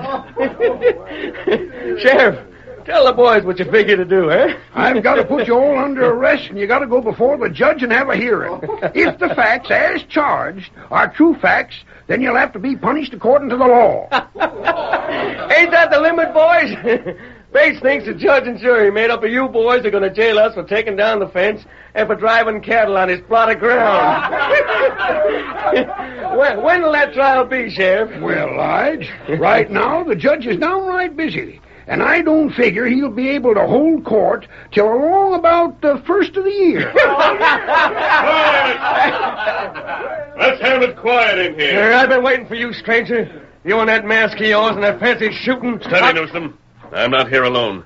Tada, get to the right side of the room. Keep your guns handy in case anyone tries to draw. Me watch him. Stranger, as the sheriff, I demand you unmask and hand over those guns. Sheriff, in this court, you'll take instructions from the judge. The judge? Come in, Bates. Bring the judge. You men have heard of the circuit judge. He hasn't been here before now, but you've all heard of the fair decisions of Judge Plumley. Judge Plumley? It's much easier to hold court in this cafe than to move all of the prisoners to the meeting hall. You can use that table, Judge Plumley. Very well. You're Judge Plumley? I am. You can put away the guns now, my friend. I've only had one instance where there was a gun used in my court. Look here, Your Honor, Mr. Judge Plumley. We never needed Order in this court. You'll address the court when you wish to be heard. The rest of the time, you'll refrain from causing a disturbance. That means, shut up. What is this, anyhow? Who are you? I'm Lige Newsom. Yes, one of the defendants. Well, one more outburst and you'll be fined $20 for contempt of court. Now, I began to explain that on the one occasion that a gun was fired, the careless man who fired it went to prison for 5 years. The charge was attempted murder. We don't need no outside judge here. Sheriff, I have ways of seeing the law as I interpret it carried out. The masked man who wrote for me last night explained something of the situation in this community. I had enough of this. Throw Plumley out. Newsom, I fine you $20 for contempt of court. Well, you just try and make me pay it. Bring in my deputies. Come on, boys. Hey, who are them fellas? 5 of the toughest, hardest, biggest men I've seen. Now, look at here, They Judge. can shoot straight with either hand, Newsom. And if you prefer to argue it with fists, they'll be very glad to oblige. $20 is the fine, boys. $20. What about it? I'll pay. I'll pay. Now we will proceed with the trial. Sheriff, produce the defendants. Yes, sir. Elijah Newsom? Now, look here. Step up here. I want all here to line up so I can see you. Call out the rest of the names, Sheriff. If any of the defendants are not here, get them. Bat Benson, Bob Swan, Pete Logan. Judge Plumley's reputation as a fair and impartial judge had spread throughout the West, and it was well known that his verdicts were always enforced, in one way or another. At last, all the defendants stood before him. There's a lot of them, Your Honor. Well, you don't look like vicious men. You don't even look dishonest. As a matter of fact, you look to me like the sort of men I'd like to know. Judge, they ain't You never be done- quiet, Sheriff. Now then, the charge against you is trespass. Also, the charge is made that you willfully and knowingly committed larceny in the theft of fencing. Do you deny these charges? Then you admit they're true? Newsom, you seem to be the leader of these men. Did you or did you not steal Ben Bates' fence? Can I speak for nothing this time? Speak. Well, Judge Plumley, we took the fence, sure we did. And if it's a crime to drive cows over Bates' crops, I reckon we done there, too. But doggone it all, he and the rest of the homesteaders are spoiling the range. Why? Why? Well, they just are. Well, the fact is you've broken the law and you're going to be punished for it. I could fine you, but none of you can afford fines as heavy as I demand. I could jail you. But while you were in jail, your ranches would run wild and soon be worthless for lack of care. In a couple of days? Oh, you'd be in jail for some time. You see, you've broken a lot of laws, and I can jail you for the maximum term on each of the laws you've broken. I think you'd spend about 10 years in jail. 10 years? Oh, yes, Newsom. 10 years. You men haven't learned much about laws, have you? But don't worry, I'm not jailing you. Because I feel you deserve a chance to undo the things you've done. I'm going to give you 2 weeks. In that time, you'll rebuild the fence you tore down. You'll replow the Bates land. You'll cultivate it, work the ground up properly, and plant new seeds.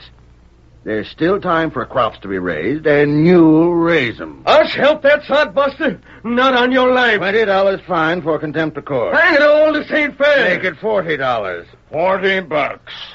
Hand it over. No, this ain't fair. We'll take him into the back room for the collection.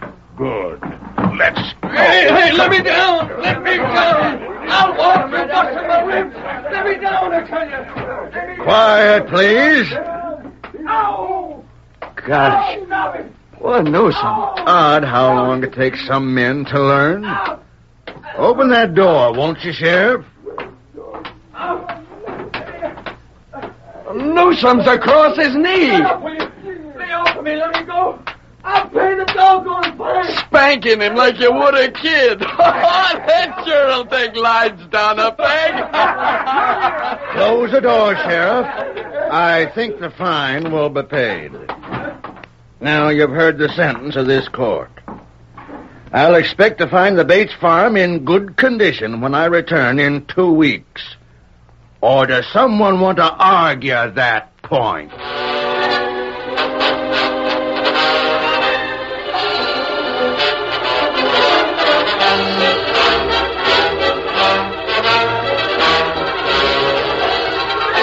The following day, the cattlemen arrived at Ben Bates' farm and started rebuilding the fence under the direction of Bates himself.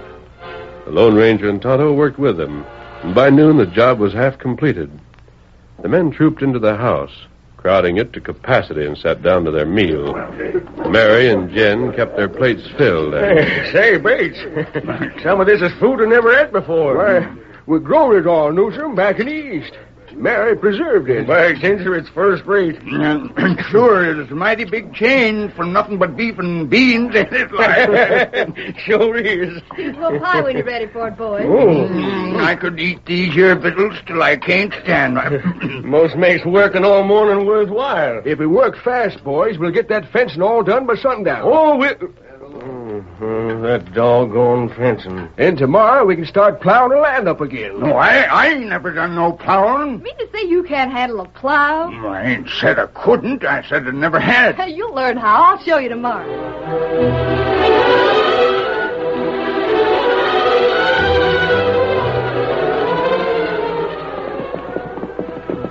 Thanks, Pete. You ought to be ashamed. Look at Lige Newsom handle that plow. I bet 2 bits I can make a straighter furrow than any one of you. You can't outplow my paw, and he's twice your age. No, well, give me that thing. Hey, now, it ain't your turn with that machine, Lige. Stand back and watch me. Get along there. Come on, get along. Get along. How's this, huh? You're making a mess of it, Lige Newsom. I declare. Now, let me just get the hang of it, and I'll show you. Come on, man. Come on.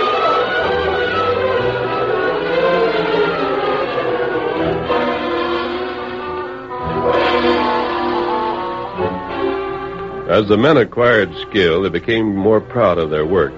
And on the evening of the 4th day, the Lone Ranger spoke to Tonto. Tonto, I think those men are getting the spirit. Them work plenty hard now. It's time for you to ride, Kimasabi. Bring the friends we talked about. It'll take you about 3 days to get back here. Tonto, get back soon. All right. And when you come, stop at the cottonwoods and watch. If you see that Silver's saddled and bridled, you'll know the time has come to make our test. Otherwise, if Silver isn't saddled, camp in the woods with your friends and wait. Tonto, do it. Now ride. Get him up, Scout.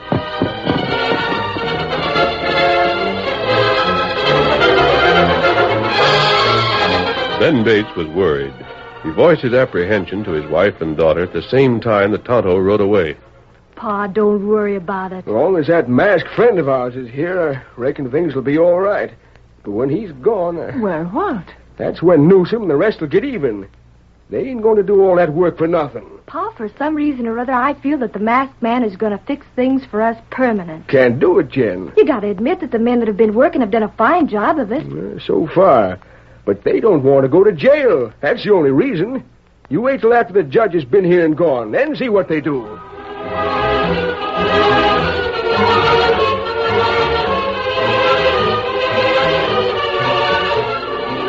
During the next few days, the men worked as hard as ever, and at the end of the week, the job was finished. Ben's acreage had been finely worked and planted, and gave promise of a rich harvest. I never seen a finer field in my life. You never seen a planted field, Lige? Look at there where I worked it. Don't it look right slick, though? Fellas, I don't know how I can pay y'all. Oh, I don't know, Bates. I reckon I sort of enjoyed this here job. It ain't like handling cattle. With cattle, there ain't much to see. With this, a man can look out and watch things grow and figure they're growing because he made it so. And there's no reason for you men to stay around now. The job's done. Bates, I'm going to be leaving myself in a little while. Jen, it'd sure admire to have you stay here, partner. I'm sorry, Bates. There's something I want to do here. Let me open this gate in the fence. For what? We've cut off an old Indian trail. You see those red men coming? Ain't one your friend? That's right. They're heading west. If we don't let them through this field, they'll have to ride away around the farm. A couple of miles further for them. Now, hold on, mister. Won't their horses' hoofs sink into that there soft ground we turned and worked? Oh, they won't hurt it. The seeds haven't sprouted yet. 1 minute, Tonto. We'll have the gate open for you. Not good. Wait a minute. What do you think you're doing? Stand aside, Newsom. Let the Indians through. I'm hanged if I will. What? After all we done and the way we worked that field and got her looking like a big hunk of black velvet, I ain't letting no one go through. But it won't hurt It'll any... mark her all up with horses' hoofs. No, sir. I got a personal interest in seeing this dread-ratted crop amount to something. And Ma Bates has promised to fix some preserved parsnips and things. You redskins, clear out! That's it, lads. Go on, Injuns. You heard them now. Get. We go. You'll do, men.